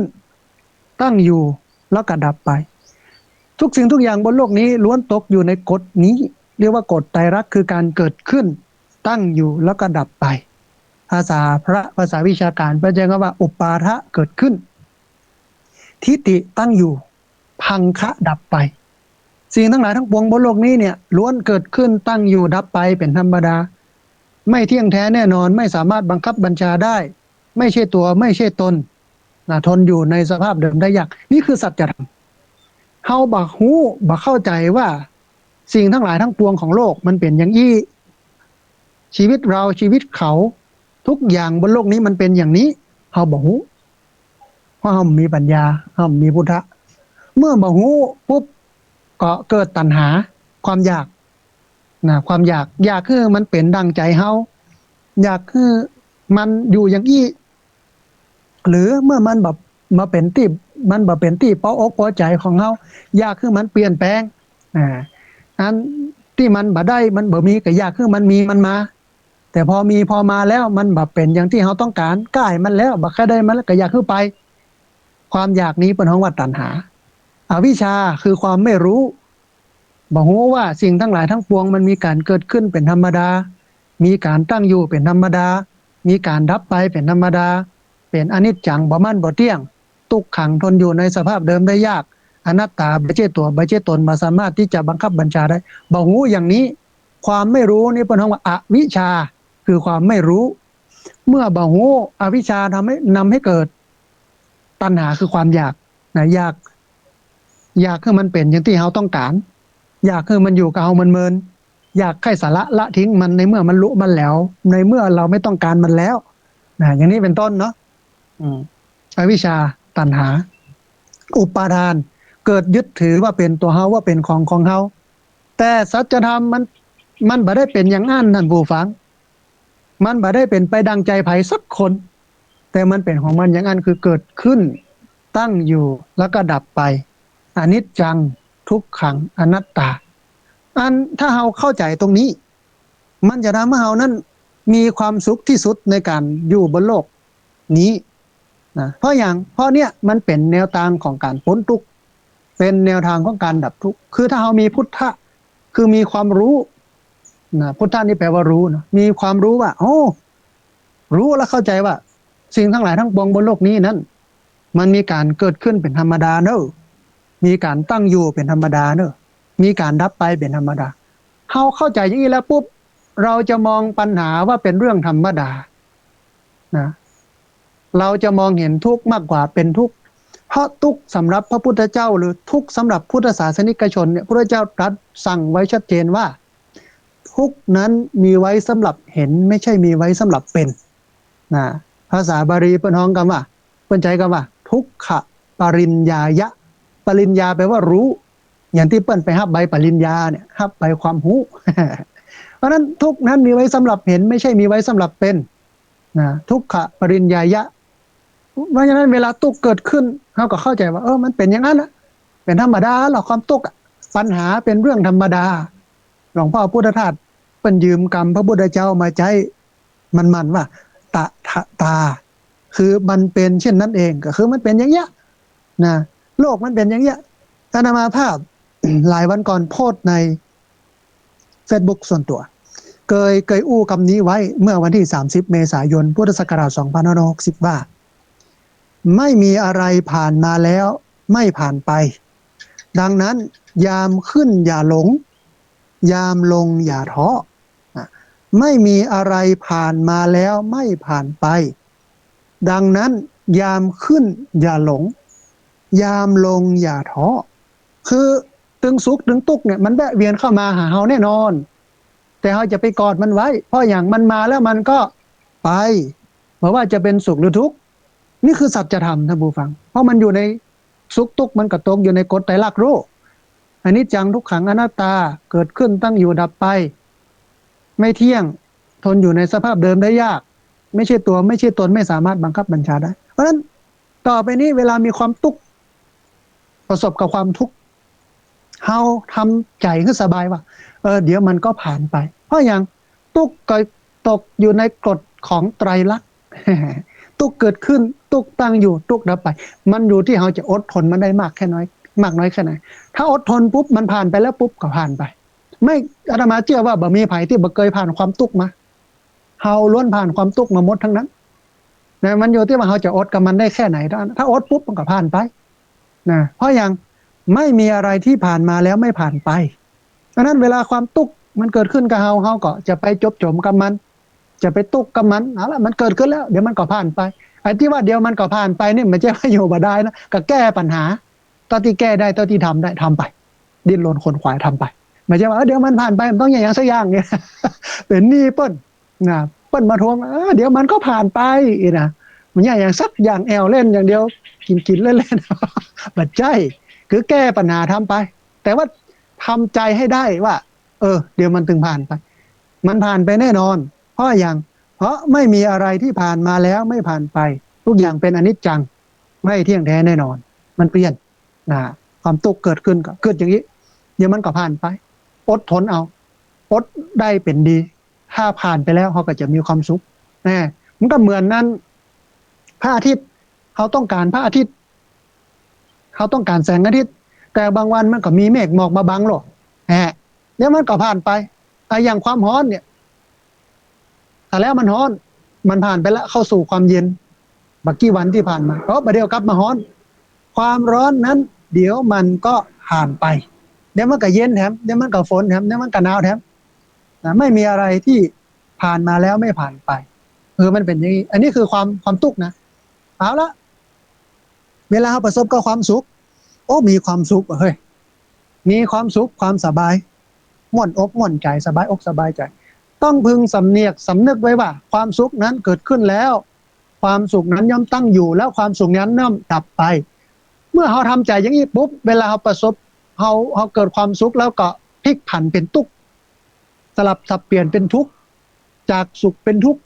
เราก็จะบรรทุกแล้วเพราะเราเข้าใจว่ามันก็เป็นอย่างนี้โลกมันเป็นเช่นนั้นเองยามขึ้นอย่าหลงยามลงอย่าท้อนะเกิดพุทธะอย่างนี้ขึ้นมานี่มันทำให้เรามีความสุขนะท่านผู้ฟังนี่คือไตรลักษณ์ท่านผู้ฟัง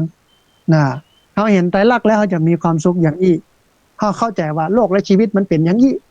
มันอยู่ที่เขาจะอดทนอยู่กับมันอย่างไรเดี๋ยวมันก็ผ่านไปบอกว่าความสุขหรือความทุกข์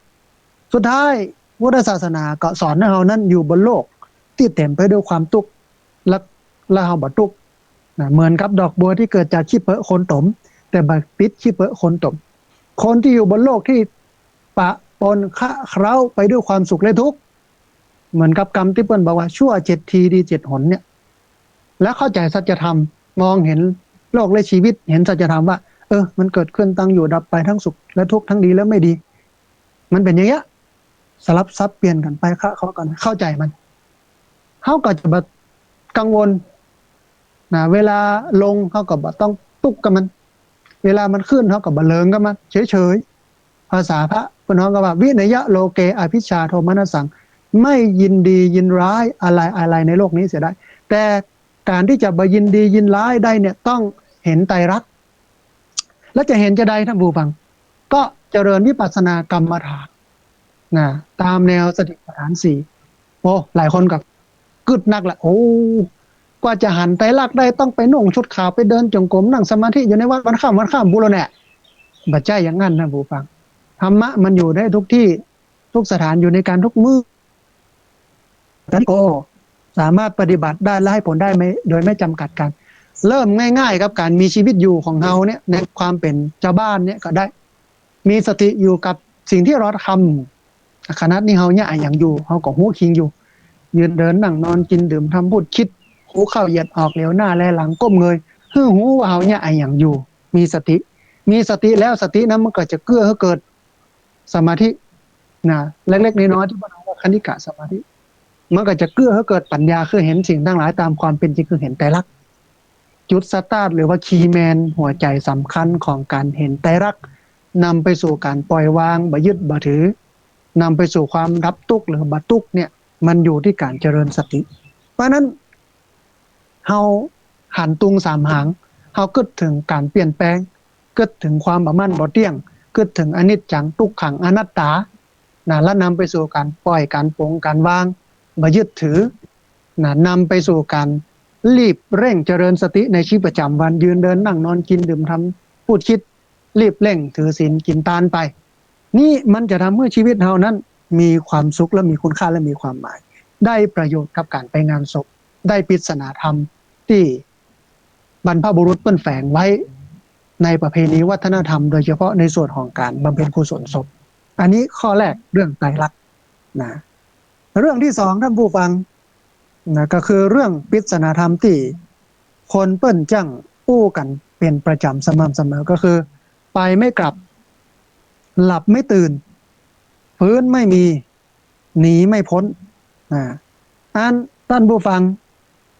ประโยคที่อาตมาภาพพูดตะกี้ก็คือไปไม่กลับ หลับไม่ตื่นฟื้นไม่มีหนีไม่พ้นสี่อย่างนี้ที่ผ่านมาเนี่ยหลายคนเข้าใจความหมายผิดนะเพราะหลายคนเข้าใจความหมายว่าไปบักกับก็คือตายรับบ่ตื่นก็คือตายฟื้นบ่มีก็คือตายหนีบ่พ้นก็คือตาย หลายคนคิดอย่างนี้นะมีหลายคนก็คิดในใจแท้พระอาจารย์ข้าเจ้าก็คิดอย่างนี้เนี่ยก็เพิ่นถึงว่าเราไปบักกับรับบ่ตื่นฟื้นบ่มีหนีบ่พ้นมันก็ตายแล้วก็มันจะไม่เป็นอะไรอย่างแหมที่จริงมันมีอะไรอย่างนักกว่านั้นนั่นผู้ฟังเอาลองมาเรียนรู้กันสักหน่อยหนึ่งตอนที่เวลาเหลืออยู่นี่นะครึ่งชั่วโมง ก่อนที่จะเปิดสายถ้าผู้ฟังที่ฟังอยู่ทั้งบ้านได้โทรเข้ามาร่วมบุญร่วมเอ่ยกันโทรเข้ามาร่วมแสดงกับขึ้นความเห็นกันในเวลา 16:30 นาทีโดยประมาณเพราะว่าเวลาเขามีถึง 17 นาฬิกาคือ 5 โมงไม่แลง4 โมงเกิงก็จะเปิดสายถ้าผู้ฟังที่ฟังอยู่ทั้งบ้านได้โทรเข้ามาร่วมบุญร่วมเอ่ยกันโทรเข้ามาร่วมแสดงกับขึ้นความเห็นกันเอาแล้วถ้าผู้ฟังมาพอตรงนี้สักหน่อยหนึ่งไปบักกับก็หมายถึงการเวลาที่มันหมุนผ่านไปแล้วมันบ่มีวันหวนกลับอดีตล่วงไปแล้วเหลือแต่ปัจจุบันควรใช้เวลาสร้างแต่ความดีเพื่อมันคุ้มค่ากับเวลาไปบักกับนี่ก็คือเวลามันไปแล้วมันบักกับแล้วแต่ว่าเนี่ยมันบักกับมาแถมแล้วปีแล้วมันกับบักกับมาแถมแล้ว อย่างวันนี้ถ้าไปถึงวันพวกนะวันนี้ก็ไม่กลับมาอีกแล้วนี่คือไปไม่กลับไปบักกับก็คือเวลาที่มันหมุนไปเวลาของชีวิตที่เราเสียไปนะเขาเสียเวลาไปแต่เขาได้ความแก่เข้ามาบางคนเสียเวลาไป80 ปีได้ความแก่มา80 ปีเสียเวลากับชีวิตไปนะ50 ปีก็ได้ความแก่มา50 ปีนี่คือความหมายของคำว่าไปไม่กลับนะไปมาครับแต่ถ้าบอกว่าตายแล้วคือไปไม่กลับไปไม่กลับคือความตายเนี่ยอาจจะผิดเพราะอย่างก็ตายแล้วปุ๊บถ้ายังมีกิเลสหรือทำกรรมมายังไว้ไปเกิดเป็นคนกับกลับแหมเหรอไปเกิดเป็นสัตว์เดรัจฉานก็ยังกลับมาอยู่ไปเกิดเป็นเปรตก็ยังกลับมาอยู่ไปเกิดเป็นเทวดามดบุญจากเทวดาก็ต้องกลับมาเกิดเป็นมนุษย์อยู่ไปเกิดเป็นพรหมตายจากความเป็นพรหมถ้ายังมีกิเลสอยู่ก็ยังกลับมาเป็นมนุษย์อยู่แต่ถ้าจะไปบักกับแต่เนี่ยก็คือไปนิพพานนี่บักกับแน่นอนแต่ไปบักกับในความหมายนี้หรือว่าในยะนี้นี่ก็หมายถึงเวลาที่มันผ่านล่วงไปแล้วมันบ่สามารถคืนมาได้เพราะนั้นเวลาเป็นสิ่งที่มีคุณค่ามากท่านผู้ฟังเฮาถึงแม้ว่าจะแตกต่างกันในส่วนของเพศของวัยของสีผิวของความอ้วนความผอมความสูงความต่ำความดำความขาวป่อใจไม่ยิงละอ่อนละเด็กรวยจนสูงซักเกิดมาในตระกูลสูงเกิดมาในตระกูลต่ำต้อยตาสีตาสายายมียายมาถึงแม้ว่าจะแตกต่างกันในสิ่งเหล่านี้แต่สิ่งที่เราได้มาเท่ากันก็คือเวลาคือ24 ชั่วโมงเท่ากันไม่ใช่ว่าคนรวยมีเวลา48 ชั่วโมง ใน1 วันเนาะมันได้เท่ากันหมดเลยแต่มันอยู่ที่ว่าเราจะทำเวลาหรือเราจะเอาเวลาที่เราได้มาหรือมีอยู่เนี่ยสร้างให้เกิดคุณค่าและความหมายกับชีวิตแค่ไหนบางคนเวลา4 ชั่วโมงเนี่ยทำความดีได้100 เรื่องบางคนนะบางคน4 ชั่วโมงทำความดีได้10 เรื่องบางคน3 เรื่องบางคนได้สักเรื่องก็มีเพราะนั้นไปไม่กลับนี่ก็หมายถึงเวลาที่มันหมุนไปแล้วมันล่วงไปแล้วมันผ่านไปแล้วมันบ่สามารถกลับคืนมาได้เพราะฉะนั้นต้องใช้เวลาให้คุ้มค่าเมื่ออู้ถึงไปบักกับแล้วอู้ถึงเรื่องเวลา ต้องทำเวลาหรือใช้เวลาที่มันมีอยู่นี้ให้คุ้มค่าที่สุดสองรับบัตรตื่นรับบัตรตื่นเนี่ยหลายคนก็ว่ากระตายนะครับพระอาจารย์รับบัตรตื่นนอนอยู่หันกึ่งดึงเขย่ากระดึงมาฟื้นมาเฮอมาเอิ้นยังไงก็ได้บัตรตื่นบัตรโลกกระตายนะครับ รับบัตรตื่นก็หมายถึงคนที่ยังหลงอยู่กับโมหะความหลงในกิเลสต่างๆนะหลงรูปเสียงกลิ่นรสหลงแก้วหลงกินหลงเล่นบางคนมีตำแหน่งมีอำนาจนะก็หลงในตำแหน่งหลงในอำนาจหลงในลาภยศสรรเสริญเงินทองชื่อเสียงบางคนไปหลงเรื่องกามคุณบางคนไปหลงเรื่องโลกเรื่องชีวิตโลกอย่างสปะสเปะนี่คือความหลงมันบัตรตื่นขึ้นนะรับบัตรตื่นนี่ก็หมายถึงการหลงมันรับไหลมันหลงไปกับสิ่งที่อยู่กู้กับโลกที่บันำพาเฮาขึ้นไปสู่ที่สูงนะอันนี้คือหลับไม่ตื่นท่านผู้ฟังหลายคนกับบัตรตื่นแท้อายุ60-70แล้วเตียวขึ้นกองหลังกองเมาเหล้าเนี่ยแก้เสื้อเอาปาดบ่าเนี่ยร้องเพลงเรียกพี่ได้ไหมเอ็มซ้ำนะท่านผู้ฟัง ถ้าใครมาห้องลุงนี่โคตรนะถ้าใครมาห้องอ้ายเนี่ยพอเราจกสตังค์เหิมสาวหนึ่งนี่คือหลงหลายคนก็ยังไม่เท่าด้วยนะอายุ50แล้วนะแต่ที่จะไปวัดไปวากับไปแอวไปเล่นไปแหวงเนี่ยตัวซิ่งมันกับเบาก็กะอย่างที่เพิ่นว่านะแต่ที่จะปงจะวางจะเข้าวัดเข้าวาเอาศีลเอาธรรมมาเป็นที่ตั้งที่เปิ้งแต่ยังไปเต้นลำวงกับมันอยู่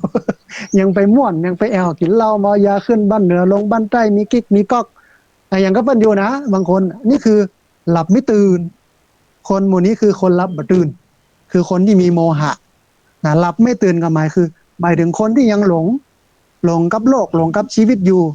บ่เอาทำมาเป็นที่จังที่เปิ้งนี่คือหลับไม่ตื่นฟื้นบ่มีก็หมายถึงสังขารของเฮาที่มันล่วงโรยไปแต่ละวันมันบ่สามารถย้อนคืนความหนุ่มความสาวคืนมาได้ฟื้นมาได้แล้วนะล่วงโรยไปแล้วแก่นะมันบ่สามารถจะเอาแก่นตาที่มันหันชัดๆใสๆสมัยตอนหนุ่มคืนมาได้แล้วมันบ่สามารถจะเอาแข้งขาที่มันเด้งดึงเหมือนสปริงที่มันวิ่งมันล่นได้อย่างรวดเร็วเหมือนสมัยหนุ่มสาวกลับคืนมาได้แล้วผิวหนังที่มันเต่งตึงกำลังพละกำลังวังชา สมัยย้ำหนุ่มย้ำกำมันบ่สามารถที่จะฟื้นขึ้นมาได้แล้วมันฟื้นไม่มีนี่คือสังขารที่มันร่วงโรยไปที่มันบ่สามารถที่จะเรียกคืนมามันเป็นปัจจุบันได้นี่คือฟื้นไม่มีมันฟื้นบ่มีฟื้นไม่มีนี่บ่พ้นสุดท้ายท่านผู้ฟังก็หมายถึงกรรมที่เราสร้างไว้ในแต่ละวันในแต่วินาทีที่เราได้ยะไว้ทั้งกรรมดีที่เพิ่นว่ากุศลกรรมหรือบุญกรรมชั่วที่เพิ่นว่าอกุศลกรรมหรือบาปนี่บ่พ้นนะจะหนีที่ไหนตั้งใดจะหนีไปอยู่อวกาศมันก็โตยไปนะกรรมเนี้ยมันเป็นสิ่งที่เราทำแล้วมันสร้างเหตุแล้วมันจะได้ผลของมันเองทั้งเหตุดีหรือเหตุร้ายนี่คือหนีบ่พ้นอันได้แก่กรรมสรุปท่านผู้ฟังธรรมะหรือปริศนาธรรมที่เปิ้นเอามาสอนเฮากับคำว่าหลับไม่ตื่นฟื้นไม่มีหนีไม่พ้นเนี่ยบ่ใช่แต่เรื่องความตายบ่ใช่หมายถึงความตายอย่างเดียวคือถ้าจะหมายถึงความตายนั่นก็ถูกใช่แต่ว่ามันถูกไม่หมดถูกไม่ครบถ้วนแต่ถ้าจะให้ถูกครบถ้วนถูกหมดสำหรับปริศนาธรรมที่เปิ้นเอามาแสดงเอาหันในงานบำเพ็ญกุศลศพติดไว้ในอัตตลปัฏฐของทุกเจ้ากับคำว่าตายไม่กลับหลับไม่ตื่นฟื้นไม่มีหนีไม่พ้นเนี่ยก็หมายถึงเปิ้นสอนเฮาบ่ให้เฮาประมาทในการเวลาใช้เวลาให้มันคุ้มค่าและเป็นประโยชน์มากที่สุดในชีวิตให้เฮานั้นบ่ประมาทมัวเมาในกิเลสบ่หลงบ่มีโมหะหลงกับวัยที่ยังหนุ่มอยู่หลงกับตำแหน่งที่ยังดำรงอยู่หลงกับชื่อเสียงที่ยังมีอยู่หลงกับลาภสักการะเงินทองทรัพย์สินเงินทองที่ยังมีอยู่บ่ให้เฮาหลงกับมันหลงมัวเมาในกามคุณ อ่าคือเฮาสละสิ่งเหล่านี้บ่ให้หลงมัวเมาในกิเลสบ่ประมาทในเรื่องของสังขารที่มันล่วงโรยไปว่าเฮาแก่ไปถึงวันแป๊บเดียวกระตึงแต่ท่านผู้ฟังกับแป๊บเดียวบ่เดี๋ยวนี้เข้ามาเดือนที่4ที่5แล้วเนี่ยอันขึ้นปีใหม่แต่ว่าวันซืนเนี่ยนะวันที่1แต่ว่าวันซืนเนี่ยบ่เดี๋ยวนี้วันที่7แล้วเนี่ยแล้วเร็วท่านผู้ฟังแป๊บๆนี้จะเข้าพรรษาแล้วนะใกล้จะเข้าพรรษาแล้วเนี่ยใกล้จะถึงฤดูการเข้าพรรษาใกล้จะหน้าฝนแล้วเนี่ยกำเดียวเห็นแท้บอกกองมดหน้าฝนออกพรรษาก็ใกล้เข้าสู่หน้าหนาวเข้าสู่หน้าหนาวกับปีใหม่แฮมแล้วเนี่ยอันก็ท่านผู้ฟังมาประมาทในสังขารที่มันล่วงโรยไปแล้วสุดท้ายบ่ประมาทในการสร้างบุญกุศลนะเพราะเขาอยากจะต้องถ้าจะเขาจะต้องเจอกับสิ่งใดสิ่งหนึ่งซึ่งเป็นสิ่งที่เขาทำไว้เขาควรเจอเสียสิ่งที่ดีๆหรือ เขาอยากเจอสิ่งที่ดีในตั้งหน้าเขาก็ต้องสร้างสิ่งที่ดีในวันนี้เพื่อนำไปสู่การได้เจอสิ่งที่ดีในวันหน้าก็คือบ่ประมาทในการสร้างบุญกุศลนี่คือความหมายหรือนัยยะสำคัญของคำว่าไปไม่กลับหลับไม่ตื่นฟื้นไม่มีหนีไม่พ้นไปบักกับนี่ก็คือการเวลาที่มันหมุนไปแล้วไม่มีวันหวนกลับวันนี้บ่มีแห่งแล้วในวันพรุ่งนี้วันพรุ่งนี้จะไม่มีวันนี้อีกแล้วไปไม่กลับหลับไม่ตื่นก็คือความหลงมัวเมาอยู่กับโลภโกรธหลงอยู่กับชื่อเสียงเงินทองอยู่กับวัยอยู่กับกามคุณแอลกินเล่นบ่เอาศีลเอาธรรมเป็นที่ตั้งนี่คือหลับบ่ตื่นหลงโมหะฟื้นไม่มีคือร่างกายมันเสื่อมโทรมมันเสื่อมโทรมมันเฉา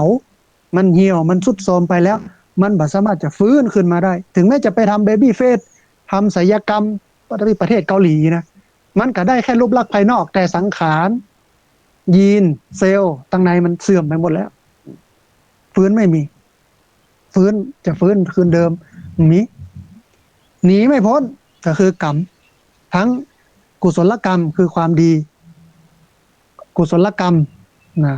ทั้งอกุศลกรรมคือความไม่ดีคือบาปกุศลกรรมคือบุญหนีบ่พ้นแน่นอนนี่คือความหมาย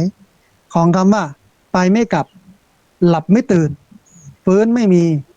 หนีไม่พ้นนะสุดท้ายท่านผู้ฟังปริศนาธรรมอย่างที่3ที่เกี่ยวข้องกับเรื่องการตาย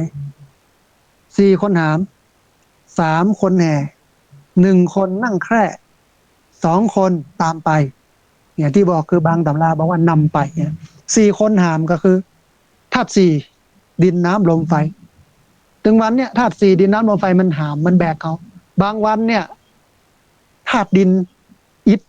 พอแบกมาเมินอ่อนลงก็เลยทำให้กระดูกกระเดี่ยวแข้งขาบ่ค่อยดีปวดเจ็บไปหมดอันนี้คือธาตุดินบ่ดี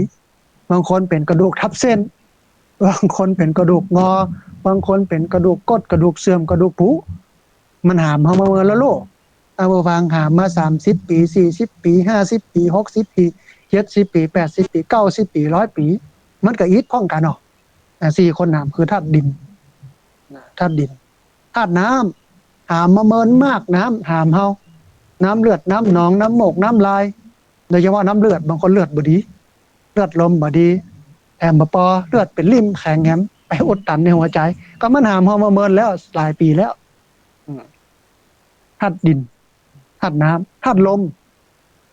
มันก็หามเฮามาเมินแล้วบางครั้งบางทีลมบ่ดีเมาหัว ลมมันอิดท่านผู้ฟังมันหามเฮามาเมินแล้วโลกสุดท้ายธาตุไฟที่ทำให้ร่างกายอบอุ่นนี่4คนหามชีวิตเฮาก็คือธาตุ4ดินน้ำลมไฟหามเฮาถึงวันนี้ถ้าอยากจะให้ธาตุ4ดินน้ำลมไฟที่หามเฮาอยู่มันแข็งแรงก็ต้องบำรุงมันต้องดูแลมันท่านผู้ฟังก็กินอาหารที่มันเป็นประโยชน์งดอาหารที่มันเป็นโทษเหล้าบุหรี่อย่างนี้ต้องบ่ต้องแตะกินผักเป็นยากินปลาเป็นอาหารใครอยากจะให้ธาตุ4ดินน้ำลมไฟหามเฮาไปดีๆหามไปเมินๆก็ต้องดูแลสุขภาพป้าน้องว่าอันอย่างก็ที่หมอบอนบอกกินผักเป็นยากินปลาเป็นอาหารอารมณ์อาจมอาวาสเนี่ยเพิ่นว่ารสหวานมันเค็ม รสรสหวานมันเค็มกินรสธรรมดารสจางๆอันนี้4คนหามมันก็จะได้หามฮอร์โมนแต่ถ้าบ่พ่อบ่ก้อยมันนะกินซับปะเป็นเบาหวานอยู่เปิ้นห้ามกินก็ลักกินมันลำ ทุเรียนหน้าทุเรียนเนี่ยเปิ้นห้ามกินเบาหวานจะขึ้นมาก็มันรักเอาให้ซะหน่อยมะม่วงสุกเนี่ยห้ามกินเบาหวานรักเอาให้สักเกิงแก่นแล้วเป็นได้เนี่ยก็ทำลายหรอย้อนความลำเนี่ยไปทำลายธาตุที่หามเฮาสุดท้ายมันหามบ่ไหวมันก็ล้มเฮาก็ป่วยไปตัวเนี่ย4 คนหามยินน้ำลมไฟหามเฮาไป3 คนแห่3 คนแห่อันที่แห่เฮานี่ก็คือโลภโกรธหลงแห่เฮาไปทั้งพุ่นแห่เฮาไปทั้งนี้แห่ตัวเฮาน่ะมันแห่แหนแต่ไปตัวเฮาโลภะความโลภแห่ไปน่ะโลภแห่ไปตั้งโคตรแห่ไปตั้งหลงหมูเนี่ยแห่จับดี3 ตัวนี้คือโลภโกรธหลงมันแห่เฮา3 คนแห่ตามผู้ฟังเพราะนั้นต้องหยุดเบื่อมันแห่นะ แห่กองแห่กองแห่ขวดตานนี่ดีกะแต่โลภโกรธหลงมาแห่เฮาเนี่ยมันดีอันนี้ที่ว่า3 คนแห่โลภโกรธหลงนี่พ่อครูสมบูรณ์กันทปาลูกเปิ้นว่าไว้อย่างนั้นอันเนี้ยมันน่าจะเป็นอันนี้นะ3 คนแห่นี่มันแค่ไตรลักษณ์นะบางตำราก็ว่าไตรลักษณ์เป็นหยังแต่เอาเนี้ย3 คนแห่นี่มันน่าจะเปิงกันก็คือโลภแห่เฮาโคตรแห่เฮาหลงเฮาที่มันอิดตึงวันนี่ก็ย้อนมันแห่เนี่ยนะโลภแห่เฮาไปเอามามันแห่ไปโคตรแห่เลยเต็มที่แสดงออกมาบุ๊บถ้วยบุ๊บจ้อนบุ๊บหูดีตาด่าทอหลงไปอยู่ไปกินกับเปิ้นนะลูกเมียมสนละลูกละเมียไปอยู่กับมันนี่คือหลง3 คนแห่กิเลสนะ1 คนนั่งแคร่ก็คือตัวเฮาเนี่ยนั่งอยู่บนแคร่ที่ปัญหามันนะ1 คนนั่งแคร่คือตัวเรา2 คนตามไปหรือนำไปก็คือบาปและบุญมันจะนำไปตั้งใดหรือมันจะตัวอย่างจะตัวเฮาไปเนี่ยมันก็ขึ้นอยู่กับพฤติกรรมการกระทำของเขาที่ผ่านมาถ้าเราทำกุศลกรรมคือทำดีเยอะถือศีลกินทานเข้าวัดเข้าวาเบ้นบาปเว้นอบายมุขว่าเนี่ยอย่างที่มันเป็นผิดศีลทำอยู่ในศีลกินในธรรมกินตันปานไปเอาธรรมะเป็นที่ปังที่เปิ้งบัดเบียดเบียนไผบ่โลภโมโทสันบ่โคตรบ่หลงอยู่กับศีลกินกับธรรมคนที่จะตัวเฮาไปนี่ชื่อว่าบุญแน่นอนไอ้บุญปีบุญจะตัวเฮาไปหรือนำเฮาไปมาเพ่ตัวมานี่นะปีบุญไอ้บุญลงบุญจะพาเฮาไปพุ่นละไปสวรรค์ชั้นฟ้านี่ละปานบุกอะแต่ถ้าเนี่ยบดีบดักโลภโมโทสันเปิ้นอันงบมาป้องกันโควิดก็โกงกันวุ่นวายกินกันสปะสเปดโกงสปะหลายอย่างเอาคนที่จะพาเฮาไปนี่ไอ้บาปแน่นอนท่านผู้ฟังมาเพ่แล้วมันก็จะควักมือจูงแขนเฮาไปนรกอเวจีพวกอะทุกขติวินิบาตนรกไปพุทธนะมันอยู่ที่เฮาเลยจะไปตัวไผ่เฮาจะเฮือไผ่มานำเฮาเลือกได้หรอกนะเฮาจะเฮือไอ้บาปหรือไอ้บุญปีบาปหรือปีบุญมันนำเฮาไปเฮาก็เลือกได้นะหรือตัวเฮาไปจะเอาไผ่ตัวเฮาไปเฮาก็เลือกได้บาปกับบุญเนี่ยมันอยู่ที่เฮาหรอกนี่คือปริศนาธรรม4 คนหาม3 คนแห่1 คนนั่งแค่2 คนทำสุดท้ายท่านผู้ฟังไม่ว่าจะเป็นเรื่องไตรลักษณ์ตุง3 หางไม่ว่าจะเป็นเรื่องปริศนาธรรมไปไม่กลับหลับไม่ตื่นฟื้นไม่มีหนีไม่พ้นไม่ว่าจะเป็นปริศนาธรรมเรื่อง4 คนหาม3 คนแห่1 คนนั่งแค่2 คนตามไปนี่ซึ่งเกี่ยวเนื่องกับความตายเนี่ยมันก็อู้ถึงเรื่องบุญกับบาปเรื่องดีกับบดีนั่นนะไม่ใช่ว่าเขาตายแล้วตอนที่เปิ้นเผาเขาพิธีกรมันอ่านประวัติเขาว่าโอ้อันนายนี้นะสมัยที่ยังมีชีวิตอยู่เป็นคนที่ไปดีบอดจะยังเป็นกุศลผลบุญเข้าวัดเข้าว่าเพื่อนนั่งฟังลูกนั่งฟังเมียนั่งฟังมันแม่นผัวเขาแท้อันนี้เมียว่าสมัยมันโยมันเข้ามาสักเถื่อมาร้อนลึกมันหายขนาดเนี่ยลูกก็บอกว่าอันนี้มันป่อเขาแท้กันเนี่ยใจกล้าเพื่อนก็บอกว่าโอ้มันบ่ใจเปื้อนเฮาก็ได้อ่านผิดแล้วพิธีกรอ่านผิดแล้วเห็นนะเฮาจะเนี่ยจะใดคือเวลาเปิ้นอ่านชีวประวัติเฮาตอนเฮาตายก่อนที่เปิ้นจะเผาเฮาเข้าเมนเนี่ยอ่านโดยบักกระดากปากอ่านโดยบักกระดากปากคือแน่นอนว่าบ่มีไผไปเอาความบ่ดีของเฮามาอ่านในตอนเฮาจะตายตอนเผาศพที่เมนน่ะบ่มีอันนายคนนี้พดบ่ดีเสียงตีบ่ดีบ่ดีบอดเป็นคนขี้ข้านขี้เหล้าขี้ยาบุบลูกบุบเมียอย่างนั้นอย่างนี้มันมีใครมาเล่าอย่างนั้นนะหมู่ฟังมันก็จะเล่าแต่เรื่องดีๆนะแต่คนฟังบางครั้งบางทีมันก็กระดากใจว่ามันบ่ใจ ราะนั้นเขาจะได้ให้เปิ้นเล่าแบบสะดวกปากสะดวกใจคนฟังแล้วมันแต่เลยอืมเป็นคนดีอย่างอี้แต่มันอยู่ที่เฮาโลดท่านผู้ฟังว่าเฮาจะแยกตัวอย่างไรนะเพราะนั้นฝากอย่างไว้กับโลกนี้ฝากอย่างไว้กับโลกนี้ตายไปแล้วเอาอย่างไปมันได้สักอย่างสิ่งที่เหลือไว้คืออย่างสิ่งที่เหลือไว้ก็คือเปิ้นเล่าเฮาจะคือเปิ้นเล่าอย่างใดเล่าในทางที่ดีเป็นกุศลหรือเล่าในทางที่มันบ่ดีแต่ท้ายที่สุดทุกอย่างไม่ว่าจะเป็นที่ไปก็ดีความดีความงามหรือสิ่งที่เราเหลือไว้ในโลกก็ดีมันล้วนอยู่กับการกระทำของเขาณปัจจุบันพันนี้ยังชื่นชมท่านผู้ฟังที่ฟังรายการวิทยุพี่น้องที่ติดตามลามตัวกันกินกันตาลนี่นะ เวลาเปิ้นมีกินมีตาลที่ไหนกับป้ากันไปกินไปตาลเชียงใหม่ละปูนลำปางแป้นั่นพะเยาเชียงไฮ้แม่ฮ่องสอนไปกันเป็นคณะนะเต็มไปหมดข่าวไปหมดเฮาก็ได้สร้างกุศลสร้างความดีถึงวันนี้เอาอย่างอยู่กับฟังวิทยุเนี้ยอยู่กับศีลกินกับธรรมปฏิบัติธรรมไปไหว้พระสวดมนต์นั่งสมาธิภาวนาไปเพื่อนมีกินมีตานที่ไหนก็ไปนี่คือสิ่งที่เฮาทำถูกต้องแล้วเป็นสิ่งที่เฮากำลังดำเนินตามสิ่งที่พระพุทธเจ้าเพิ่นสอนอันส่วนที่คนที่เปิ้นบ่าเอาเฮาก็ต้องไปกังวลอย่างกับเปิ้นมันต้องไปเป็นห่วงกับเปิ้นนักเฮาก็บอกเปิ้นเหียถ้าเปิ้นบ่ปฏิบัติก็จ้างเปิ้นคนบางคนเนี่ยถ้าผู้ฟังจะหูคิงก็ต่อเมื่อมันต้องประสบเหตุก่อนอย่างนั้นไฟนี่ก็ดังไฟในเตาอังโลถ่านไฟแดงมันแตกดังตับมันสะเด็นออกมาตกใส่แป้นปืนลูกเขาจะไปจับลูกบางคนบอกว่าลูกจะไปยุบไปจับนะมันร้อนนะมันฟังเฮามันก็บยุบมาจับแล้วมันก็รู้ว่าอันนี้คือความร้อนต่อไปนี้มันก็จะจำแล้วอันนี้คนเนี้ยเรียนรู้บนฐานประสบการณ์ของคนอื่นเป็นคนที่เข้าใจง่ายเป็นคนที่บักคิดนักศรัทธาจริตแต่คนบางคนมันปัญญาจริตมีจริตมีพุทธคนเขาว่าพุทธิจริตต้องลงมือทำเนี่ยก่อนบัดเชื่อไผง่ายๆไอ้จะว่าดีว่าหาย ไผจะว่าเน็ตบ่เน็ตเนี่ยโอ้โหอันนั้นมันกำปากของเพิ่นหรอต้องทดลองดูบางคนถ่านไฟแดงแตกออกจาก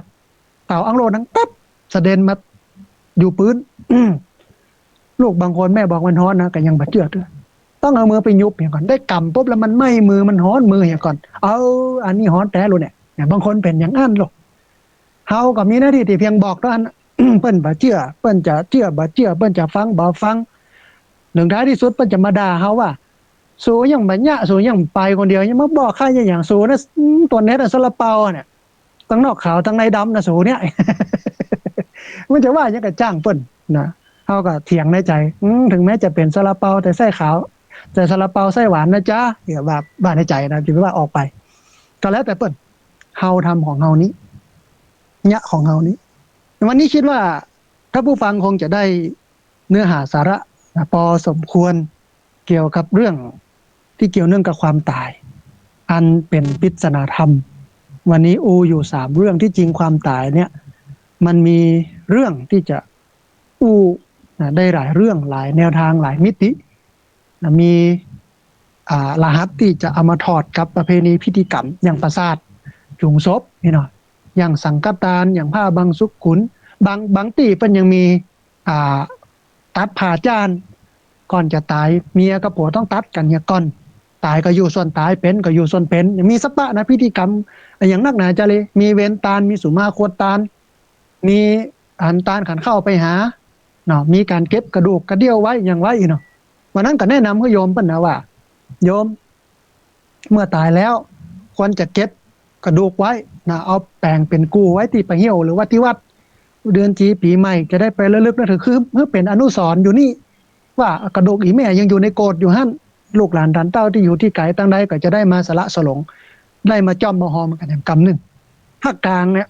คนภาคกลางท่านผู้ฟังเปิ้นใส่ในโกฏทองเหลืองทองแดงบางคนเอาไว้ที่บ้านนะไว้หิ้งพระพุ่นนะอีสานนั้นซ้ำคือเปิ้นเอาไว้ขวางบ้านเลยเอาไว้ข้างผีจุตีแล้วโกฏหรือว่าอันเจดีย์ที่ใส่กระดูกผีของคนอีสานส่วนใหญ่ก็จะเหมือนกับพระธาตุพนมเปิ้นเอาไว้ที่ในบ้านคนเมืองเฮานี่บอกค่อยเอามันคืด มากองไว้เอาอันกระดูกผีของอีแม่อีป่อมาไว้กลางบ้านเนี่ยนะ คนก็จะเดือดร้อนนะคนข้างบ้านที่เดือดร้อน คนในบ้านก็เดือดร้อนนะมันก็มีนัยยะสำคัญหลายเรื่องหลายอย่างบางคนก็ไปลอยอังคารเอาลงทะเลลงแม่น้ำไปบางคนก็มาต่ำใส่ในบัตรทบจุดขึ้นไปบนฟ้ามันหายไปเหี้ยก็มีแต่อาตมาภาพก็บอกว่าสิ่งที่ควรทำที่สุดก็คือเก็บไว้ในกูฮะเอาไปไว้ไปเหี่ยวก็ได้เอาไว้วัดก็ได้ถ้าอันเจ้าบ้านบอกว่าใครบอกกลัวก็ไว้บ้านก็ได้ก็ถือว่าเปิ้นยังอยู่เอาไว้สละสลงแล้วนึกถึงเปิ้นนะเวลากุ้มอกกุ้มใจเวลาแบบม่วนอกม่วนใจพิษแตกห่างมั่งเมินกันปีกับน้องก็ยังว่าอีแม่ยังอยู่หั่นเป็นเหตุเป็นปัจจัยให้คนได้มาจ้อมมาหอมกันได้มาทำบุญทำกุศลกันโดยอาศัยกระดูกขี้ตาอีแม่อีป่อมาป้าน้องว่ามาเป็นนั้นพยานอยู่หั่นมาเป็นอนุสรณ์ให้คนได้มาทำบุญนะก็แล้วแต่ความคิดแล้วแต่ใครจะทำแต่ทีนี้ประเพณีวัฒนธรรมหลายที่มันก็ต่างกันพูดถึงเรื่องปราสาทด้วยซ้ำไปบางครั้งบางทีปราสาทที่เขาแต่งเขาย่องกันนะการจัดเลี้ยงในงานศพอย่างสปะสเปดหลายอย่างที่จริงมันก็ตึงมีตึงพิษมีตึงถูกแต่ว่าที่พิษก็มีเยอะเสียประโยชน์ก็มีเยอะแต่มันเป็นประเพณีพูดถึงเรื่องวันตัววันเผาวันนี้บดีเผาวันนี้วันเสียวันนี้มันไปกันหลายเรื่องหลายอย่างที่จริงมันมีรหัสซ่อนอยู่ในหันหลายอย่างโดยเฉพาะวันดีวันบดีเนี่ยถ้าว่าตามหลักการศาสนาแล้วเนี่ยโดยเฉพาะพุทธศาสนาถ้าเราเป็นพุทธศาสนิกชนนะเพิ่นจะตัดขว้างหมดเรื่องวันดีวันเสียเพราะว่าดีชั่วมันอยู่ที่ตัวทำสูงต่ำอยู่ที่ทำตัวบ่ได้เกี่ยวว่าคนนี้ตายแล้วถ้าไปเผาวันบดีนะวันพุธเนาะแล้วคนอื่นๆที่อยู่ในหมู่บ้านจะตายไปโดยมันแบบมีเหตุมีผลที่ไปเกื้อกันอย่างนั้นพุทธไม่เชื่อแบบนั้นแล้วความจริงไม่ได้เป็นแบบนั้นมันบ่ได้คิดได้จาแบบนั้นบ่เกี่ยวข้องกันเลยเพราะความตายบ่ตายของคนเนี่ยมันอยู่กับกรรมของใครของมันคนหนึ่งตายแล้วไปกระทบกับคนหนึ่งบ่เกี่ยวแต่เฮานี่ยึดถือเรื่องนี้บางครอบครัวนี่เปิ้นทุกข์เปิ้นจนโอ้โธ่เอาไว้หลายวันวันไหนก็บ่ดีว่าสักวันเอาไว้หลายวันศพสมัยบ่เดียวเนี่ยมันบ่เหมือนศพสมัยตะก่อนนะท่านผู้ฟังสมัยตะก่อนมันเสี่ยงมันนักอย่าล่องกับแปลงเอาคนเดียวกับข้าวกับปลาพักไม้ใส่เครือมีหยังกินหั่นหรอกอันหน้ามนุษย์ออกกับแกงมนุษย์สู้กันนะกะผักกาดกับผักกาดนอกกับนอนะกะมันไม่ได้เป็นการมาเลี้ยงมาอย่างเฮ้ยมันคึกคืนมันอย่างกันนักหนาจารีแต่ประเดี๋ยวเนี่ยคืนหนึ่งวันหนึ่งเนี่ย10,000ก็อยู่โอ้โหเราไปไว้กี่วันกี่คืนนะบูฟังตายปุ๊บคนบางคนเป็นหัวหน้าครอบครัวเลี้ยงดูครอบครัวมาตายปุ๊บขาดคนเลี้ยงดูละคนที่เป็นเสาหลักมันล้มแล้วเนี่ยตายปุ๊บแทนที่จะมีเงินเหลือจากการจัดงานบำเพ็ญกุศลศพจัดงานมาให้บดีใช้เวลาบักกี่วันเงินเหลือเอามาจุนเจือกับคนที่ยังอยู่ได้อยู่อันนี้คนตายขายคนเป็นหรอกคนเป็นที่อยู่เนี่ยโปรดต้องเงินบ่เหลือแล้วแผ่นปอเด้อไปเป็นหนี้เป็นสินนะบางคนต้องไปใช้หนี้ใช้สินกับการจัดงานศพที่บึดวันไหนก็บ่ดีสักเตื้อจัดงานศพที่มันแข่งขันกันเรื่องของอวดใหญ่อวดโตชิบหายเพราะว่าเอาหน้าไว้ก่อนหรอเป็นอย่างนั้นผิดหมดเป็นบาปนักกว่าเป็นบุญเป็นอกุศลมากกว่ากุศลนะแต่จัดเนี้ยได้ก็ต่อเมื่อมันต้องอดกับกรรมปากของคนหลายคนก็บอกว่าอยากให้เนี้ยอย่างที่พระอาจารย์ว่าเหมือนกันเรียบง่ายประหยัดประโยชน์แต่มันเล่านะเขาเล่าป่อตายตึงเตื่อเนี่ยมันยังคิดจิไปคิดจิบอกมันยังมาเหลือกรรมคนเฒ่าคนแก่เพิ่นว่าบ่ดีเผาวันนี้มันก็ยังเผาอยู่เดี๋ยวก่อนถ้ารอไข่ตายก่อนเกิดบักกี่วันมานี่นะมันจะเอาหัวมันไล่เฮอออกจากหมู่บ้านหลายคนมันก็เป็นอย่างนั้นหลายคนอดได้นะต้องเอาโดยเปิ้นอยากได้หมูกับบุบหมูเปิ้นอยากได้นั้นเอาเปิ้นเอาประสาทสุดท้ายเลยสักอย่างเป็นทุกข์แล้วคนหมู่นี้นะท้ายที่สุดแล้วเวลาเขาเป็นหนี้มาเนี่ยมันถึงที่มาช่วยใช้สักคน มันอยู่ที่เขาเนี่ยต้องเป็นคนใช้หนี้แต่คนที่บอกเอาหมูมาอันแกงทะเลแหละเอาอันต้องเอาไว้หลายคืนนะได้วันนี้วันเสียต้อง7 วันนะบางคนก็ต้องกับเขาต้องอย่างดีสังฆทานนู่นนี่นั่นอันนั้นอันนี้อันโน้นหลักมาเอามาเต็มที่สุดท้ายเสร็จงานศพแล้วเป็นหนี้อยู่200,000คนที่ว่าเอามานี่มันมาใกล้เฮาสักคนมีแต่เฮาเนี่ยต้องไปใช้หนี้นะเพราะนั้นมันต้องอยู่ที่เฮาแต่สังคมเองก็ต้องหันใจกันนะผู้ฟังจะไปเอาความคือของจัดงานศพว่าโอ้ยศพนี้คือขนาดแขกมันมาต้องไปเอาเรื่องนั้นเอาเรื่องที่เปิ้นจัดงานศพแล้ว โอ้มาช่วยกันปีหูสองน้องหูหนึ่งพริกมีบ้านเหนือเกิดมีบ้านใต้ข้าจะใครมีบ้านปีบ้านน้องกึดในเชิงว่าจะไปช่วยลดรายจ่ายของเพื่อนอย่างไรกึดว่าจะจัดงานให้มันเป็นกุศลให้คนตายได้รับบุญนี้ได้อย่างไรก็แต่ว่าจัดงานนี้แล้วมันจะเกิดความสมัครสมานสามัคคีกันได้อย่างไรก็มากไปกว่านั้นว่าจะทำกุศลธรรมความเป็นกุศลให้เกิดขึ้นอาศัยกันบำเพ็ญกุศลศพเป็นเหตุได้อย่างไรแต่เนี่ยมันได้เกิดเรื่องพวกนี้ไปสเปะสเปะอย่างที่บอกอะเวลาไปตอดผ้าบางสกุลแทนที่จะมางานศพแทนที่จะมาทำให้ตัวเล็กลง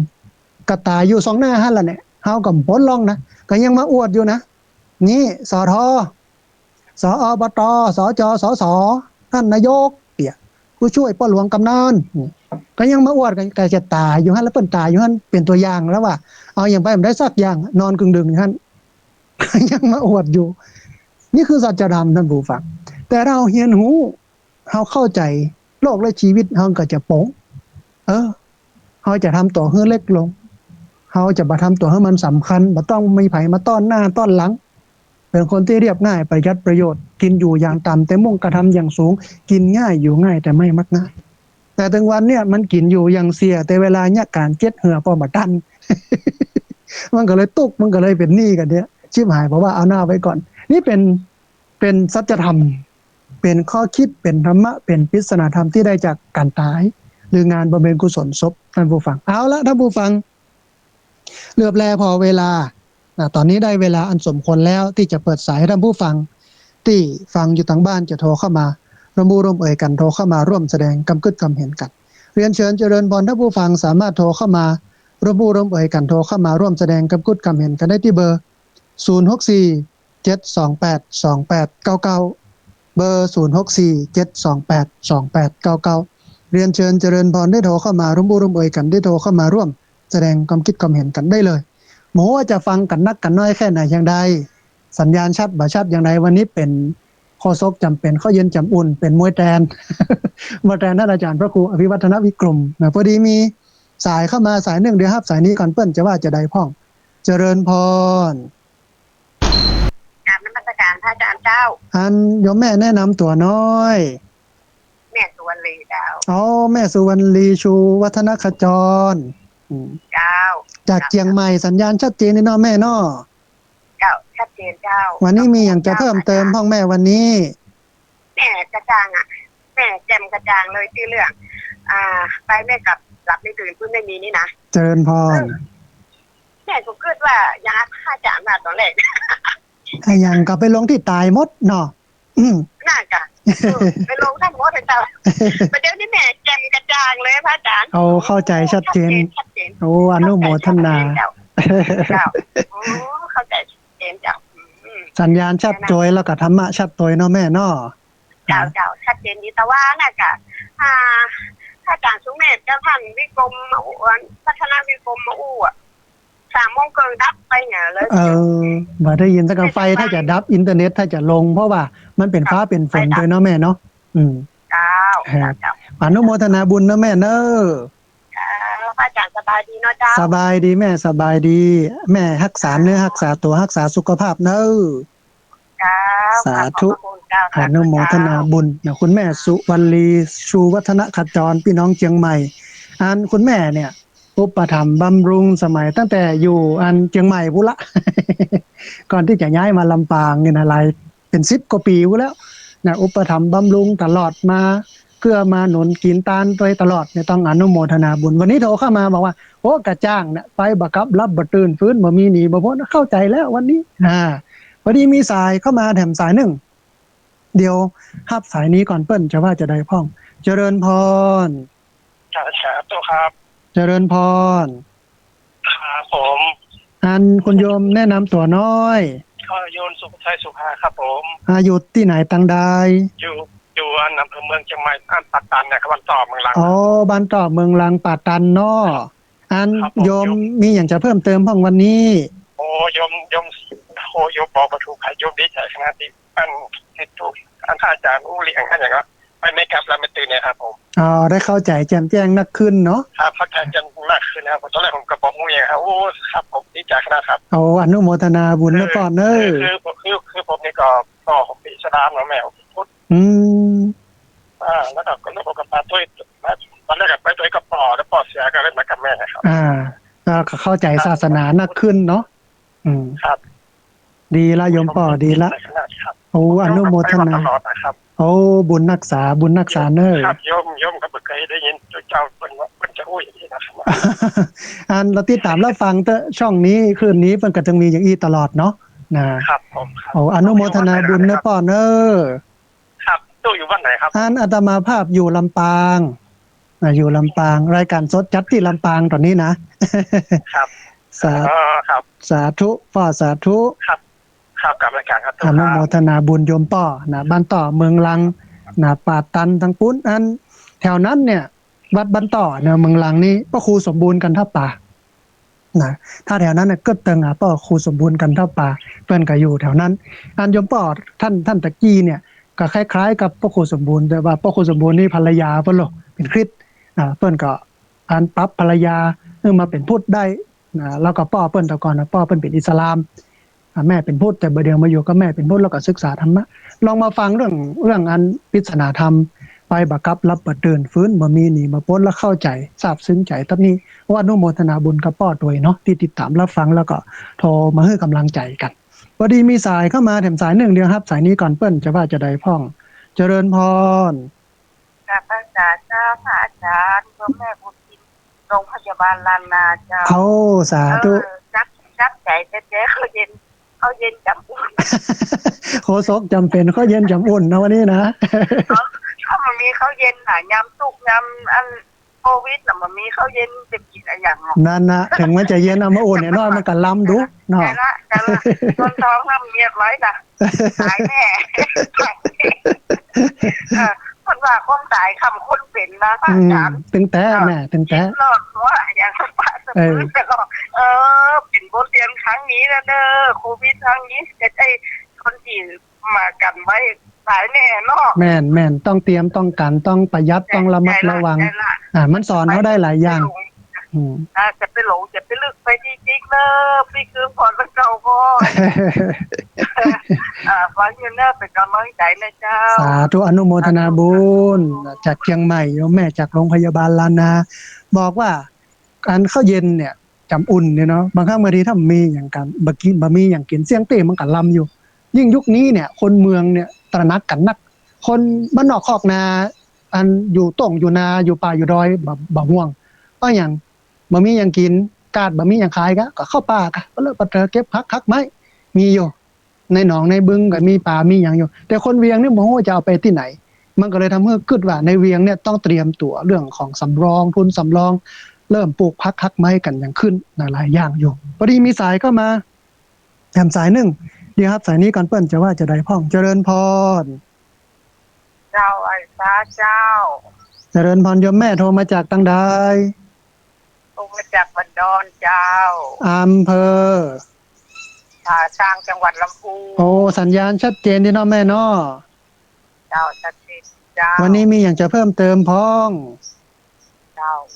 เลิกมรณะออกมรณะสักทีเจ้ายายนี่เต็มตัวไว้แต่พศอะไรนะ148 2549นะเจ้าก็ถ่ายรูปไว้นะเจ้าแล้วก็ตัดขาวใส่ถุงเขียนคิดว่าสุดใจวันสุดท้ายเลยครับโอ้เตรียมตัวมาตั้งแต่ปี2519ปุ่นแล้ว49 25492549อ๋อบ่ได้4 ปีแล้วเนาะแล้วเดี๋ยวนี้เต็งป้ายไว้นิ้วไว้เรียบร้อยเตรียมไว้แล้วอันนี้แสดงว่าตายก่อนตายเนาะแม่เนาะเตรียมตัวก่อนตายเตรียมกายก่อนแต่งเตรียมน้ำก่อนแล้งเตรียมแบงก์ก่อนเดินทางคือเฮาบ่กังวลกับมันแล้วเฮาบ่ทุกข์กับมันแล้วจะมาเมื่อใดจะมาอย่างใดก็ได้นี่แสดงว่าภาวะจิตใจเฮาปล่องปล่อยวางได้ต้องอนุโมทนาบุญกับแม่เนาะตอนนี้เท่าใดแล้วแม่อายุเท่าใดแล้วตอนนี้73แล้วจ้ะยังแข็งแรงอยู่นะฟังเสียงยังแข็งแรงอยู่ถึงแม้จะอายุเยอะอยู่ก็อยู่ไปแม่มันมาเมื่อไหร่ก็เมื่อนั้นเนาะแม่เนาะนั่นแหละเตรียมไว้ลูกเริ่มอัดไปเรียบร้อยดีอันนี้เป็นคนเตรียมตัวแล้วบ่กลัวความตายชาวพุทธต้องเป็นแบบนี้นะโยมแม่เนาะ นะ เจ้าไว้สาเจ้า โอ้อนุโมทนาบุญอนุโมทนาบุญนี่เป็นชาวพุทธที่เตรียมตัวนะเตรียมตัวก่อนตายเตรียมกายก่อนแต่งเตรียมน้ำก่อนแล้งเตรียมแบงก์ก่อนเดินทางจะไปกลัวมันนะเตรียมไว้ก่อนมาเมื่อใดก็พร้อมเมื่อนั้นนะแต่ถ้าบัดเตรียมแล้วกลัวมันเนี่ยอันคนกลัวจ้างตายนะคนอายจ้างต้าคนว่าอย่างนั้นนะพอดีมีสายก็มาเด่นสายหนึ่งเดี๋ยวรับสายนี้ก่อนเปิ้นจะว่าจะได้พ่องเจริญพร เจ้าค่ะไว้สาเจ้าค่ะน้องพระอาจารย์ โยมแม่แนะนำตัวน้อย แม่ปานีอันอำเภอฝางไปนะเจ้า เอาอำเภอฝางจังหวัดเชียงใหม่เนาะแม่เนาะ เจ้า สัญญาณเป็นในพ่องแม่ที่อำเภอฝาง ชัดเจนดีเจ้า ชัดเจนเนาะวันนี้มีอย่างจะเพิ่มเติมพ่อง อ๋อมีอย่างเพิ่มเติมมันก็เหมือนนั้นท่านอาจารย์ว่าทุกสิ่งทุกอย่างอ่ะ มันเป็นอย่างที่ทำเปิ้นว่าแต่เนาะแม่เนาะ เจ้าค่ะเจ้า อนุโมทนาบุญนะแม่เนอะ เจ้าแผ่นอันเจ้าก็ไปอันเนี่ยกะที่อันนบตวากล้ามาเนี่ยมาถึงก็มาเปิดวิทยุได้ยินท่านพระอาจารย์เนี่ยค่ะ เอา ก็ ดี เลยมา แม่ ฟัง ดี ท่านพระอาจารย์กรรมเนี่ย อนุโมทนาได้กำลังใจจัดหนักแม่ เจ้ากราบไหว้สาเจ้า สาธุสาธุบุญรักษาเนอะ เจ้า สาธุเจริญพร เจ้า เวลาปอที่จะเหลือแฮมอยู่ประมาณสัก15 นาทีท่านผู้ฟังที่เบอร์ 0647282899 เบอร์ 0647282899 ขณะนี้ท่านผู้ฟังกำลังติดตามรับฟังรายการธรรมาภิวัตรอันเป็นรายการวิทยุเพื่อการเผยแผ่พระพุทธศาสนาส่งเสริมการศึกษาและพัฒนาสังคม ซึ่งดำเนินรายการโดยอาตมาภาพพระสาธิตธีระปัญโยผู้อำนวยการสถาบันธรรมาภิวัตรสถาบันเพื่อเผยแผ่พระพุทธศาสนาส่งเสริมการศึกษาและพัฒนาสังคมตั้งอยู่ณที่พักสงฆ์สถาบันธรรมาภิวัตรบ้านซบเตินตำบลซบปาดอำเภอแม่เมาะจังหวัดลำปางปกติรายการนี้เวลานี้ช่วงนี้เป็นช่วงของท่านอาจารย์พระครูอภิวัฒนวิกรมแต่เนื่องด้วยว่าท่านติดภารกิจนั้นได้มอบหมายให้อาตมาภาพมาจัดรายการแทนวันนี้เป็นโฆษกจำเป็นเข้าเย็นจำอุ่นนะท่านผู้ฟังเนอะแต่ว่ารายการปกติเนี่ยจะมีทุกวันอังคารช่วงเวลา 4:00 ถึง 5:00 แล้วก็วันพฤหัสที่3ของเดือนนะวันพฤหัสที่3ของเดือนเวลาประมาณสัก 4:00 ถึง 5:00 นะพอดีมีสายเข้ามาแถมสายหนึ่งเดียวครับสายนี้ก่อนเปิ้นจะว่าจะได้พ่องเจริญพร ไหว้สาเจ้าท่าน อ่านโยมแม่แนะนำตัวน้อย ทำปานพระเราสุดที่เจ้าแต่บนพระเรือนสุกลางเจ้า โอ้เจริญพรสัญญาณชัดเจนนะเนาะแม่เนาะ ท่านเจียนเจ้า วันนี้มีอย่างจะเพิ่มเติมพ่องแม่วันนี้ โอ้ท่านผู้นี่ละเอียดอ่อนนี่เนาะ เข้าใจหลายแง่หลายมุมเนาะแม่เนาะ เจ้าตัวนี่แม่ว่าลุงสภาก็ว่าจังทุกบางหน้าตายเนาะ เอาดี โอ้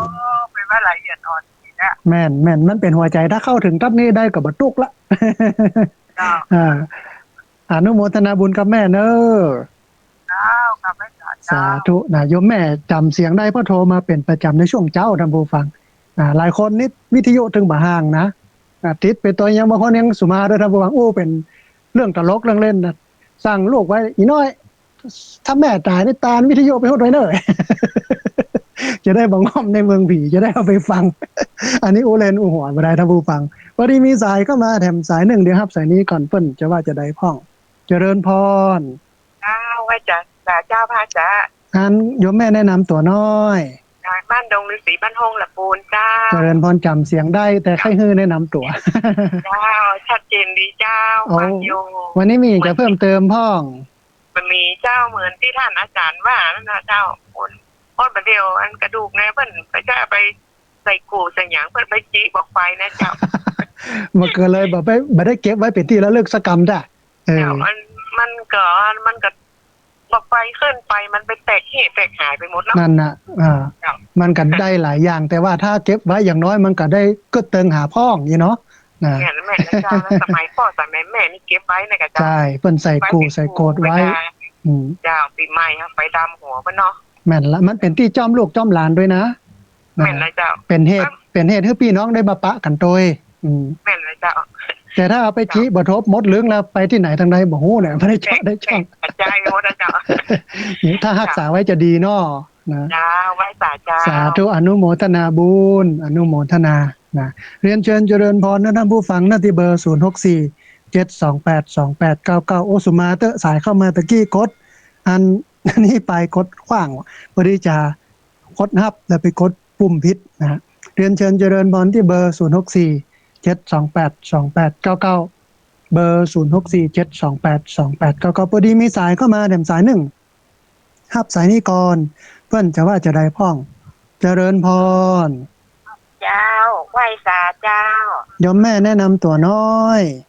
เจ้าแม่บกินมาจันเจ้าบ้านดงปะซางอำเภอบ้านดงป่าซางอำเภอสันปะตองจังหวัดเชียงใหม่เนาะแม่เนาะ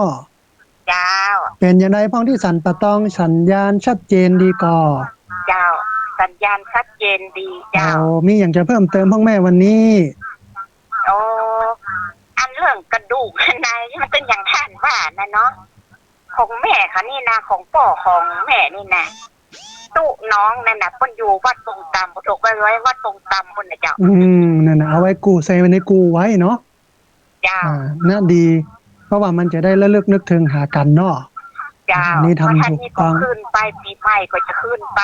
ที่ปุ่นน่ะจังมองต่างว่าเกิดถ้าเฮาบ่เก็บไว้หั่นแล้วเอาไปขว้างนี่หมดให้เสี่ยงแล้วหมดจะไปเนี่ยใดน่ะเนาะเจ้าอย่างน้อยมีไว้ให้เป็นที่ระลึกนึกถึงนี่ไปไม่กลับหลับไม่ตื่นนี่นะแต่ก่อนนี่แม่เขาพออากาเตียนกันระบัดเนาะตั้งหน้านั่นนะเนาะโอ้อีนะมันก็แตกสร้างไว้จัดนักเนาะเข้าใจเพิ่มขึ้นเนาะแม่เนาะเจ้าเข้าใจเพิ่มขึ้นนะโอ้อนุโมทนาบุญเนาะแม่เนาะเจ้ากฐินแม่ก็ไปทุกปีแล้วไปโดยท่านอาจารย์เขาโอ้ดีแม่ดีถ้ามีนะมาแหมเนอะจะไปล่ากันนะ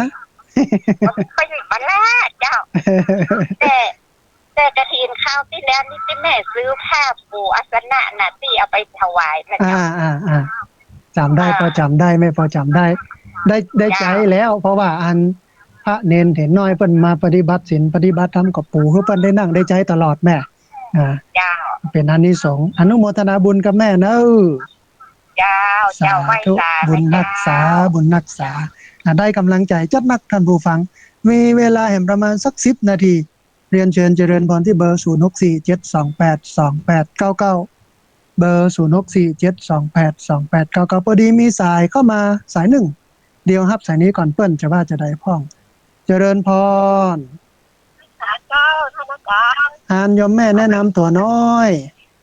อันไหนคำอยู่อันปุ่งน้ำฮ้อนที่พระเจ้าใหญ่เจ้าอำเภอฝางเจ้าอำเภอฝางจังหวัดเชียงใหม่โป่งน้ำฮ้อนหิมพระเจ้าใหญ่เนาะแม่เนาะมันสัญญาณชัดเจนดีเนาะแม่เนาะเย็นนี้เจ้ามีอย่างจะเพิ่มเติมพ่องวันนี้อันเขาเก็บกระดูกพ่อไว้นะเจ้าเก็บกระดูกพ่อไว้ที่บ้านน่ะน่าดีเจ้าแล้วอันปีใหม่ปีนี้เขาไปจนน้องเขาดำหัวเจ้าถ้าบักเก็บไว้บ่ฮู้จะเอาที่ไหนมาดำเลยเนาะเนี่ยมันยังเป็นอนุสรณ์ได้เก็บนี่แก่เขี้ยวเจ้าดีก็ยังดีอยู่ยังมีเขี้ยวสมัยตะก่อนนี่เพิ่นถึงเอาเขี้ยวป่อเขี้ยวแม่เรามาห้อยมาแขวนน่ะเจ้าเป็นสิริมงคลเจ้าคนเดียวได้เป็นที่เขาได้คนเดียวยังดีเป็นบุญตกอยู่ที่นี่จ้ะเก็บไว้ให้น้องให้นุ่งให้ลูกให้หลานไว้สละสลงเด้อโยมเด้อดีอนุโมทนาบุญสาธุอนุโมทนาบุญคนมาเก่านะอาตมาภาพจังหันนะเปิ้นเอาตะกั่วหรือว่าจืนเนี่ยมารอนะเอาเขี้ยวเข้าใส่ในหั่นเขี้ยวป่อเขี้ยวแม่ใส่บางคนนี่ล็อกเก็ตหรอเป็นรูปป่อรูปแม่เนี่ยมันระลึกนึกถึงความกตัญญูอ่ะคืออย่างน้อยสันนิษฐานว่าเขาเนี่ยคนดีเพราะอย่างพระพุทธเจ้าบอกว่านิมิตังสาธุรูปานังกตัญญูกตเวทิตาความกตัญญูเป็นเครื่องหมายของคนดีจะพ่อใครว่าดีบ่ดีพอที่ความกตัญญูหั่นพอถึงขั้นเอาเขี้ยวของป่อของแม่มาแขวนมาใส่มาเก็บมาแล้วลึกนึกถึงอันนี้ก็ต้องอู้แล้วว่ากตัญญูบักกตัญญูนะมันอยู่ในหั่นแล้วมันแสดงออกโดยสัญญาของมันแล้วพอดีมีสายเข้ามาแถมสายนึงเดี๋ยวรับสายนี้ก่อนเปิ้นจะว่าจะได้พ่องเจริญพรไม่สาเจ้าท่านอันโยมแม่แนะนำตัวน้อยเจ้ามันอ้วนได้เกิดแล้วก็เข้าตะวงตะข้างกับแป้งใหม่เจ้าพี่น้องสันกำแพงสัญญาณชัดเจนเนาะแม่เนาะชัดเจนดีเจ้าวันนี้มีอย่างจะเพิ่มเติมพ่องทางบ้านไม่เขาละกระดูกอุ้ยนะเพื่อนเอาฟันเพื่อนตานั้นกระดูกเราเพื่อนเอาไปฝังไว้แล้วเอาต้นไม้ปลูกวางไว้บนให้เราอันนั้นก็ดีนะถ้ามันใหญ่ขึ้นมามันก็เป็นสัญลักษณ์ว่าเพื่อนอยู่ตัดหั่นเนาะเอาต้นไม้ อาหารต้นไม้ของอาหารเพื่อนนะเนาะ ใช่ใช่ใช่นั่นก็ดีเอาไปไว้ปืนต้นไม้บางคนแต่ก่อนเพื่อเอาไปฝังไว้ปืนต้นไม้หรอกแต่นี้ขุดไว้แล้วก็เอาต้นไม้ปลูกไว้เป็นสัญลักษณ์มันไปรดน้ำคือมันใหญ่มันโตเนาะนะ เจ้า ดีแม่ดีอย่างอี้ก็ดีนะเป็นอนุสรณ์อย่างน้อยอยู่หั่นมันยังมีอยู่นะ ที่ประจานเนาะเจ้า แม่นแม่นแม่นต้นไม้มันก็จะมีเพิ่มขึ้นคนจะได้ห่มได้เงาแถมเนาะนะ เจ้า โอ้อนุโมทนาบุญแต่อนุโมทนาบุญนะแม่เนอะ เจ้าสัตว์ สาธุโยมแม่จากสันกำแพงบอกว่าเอาไปปลูกไว้ที่ปะเหี่ยวนะต้นไม้แล้วก็ขุดหลุมเอ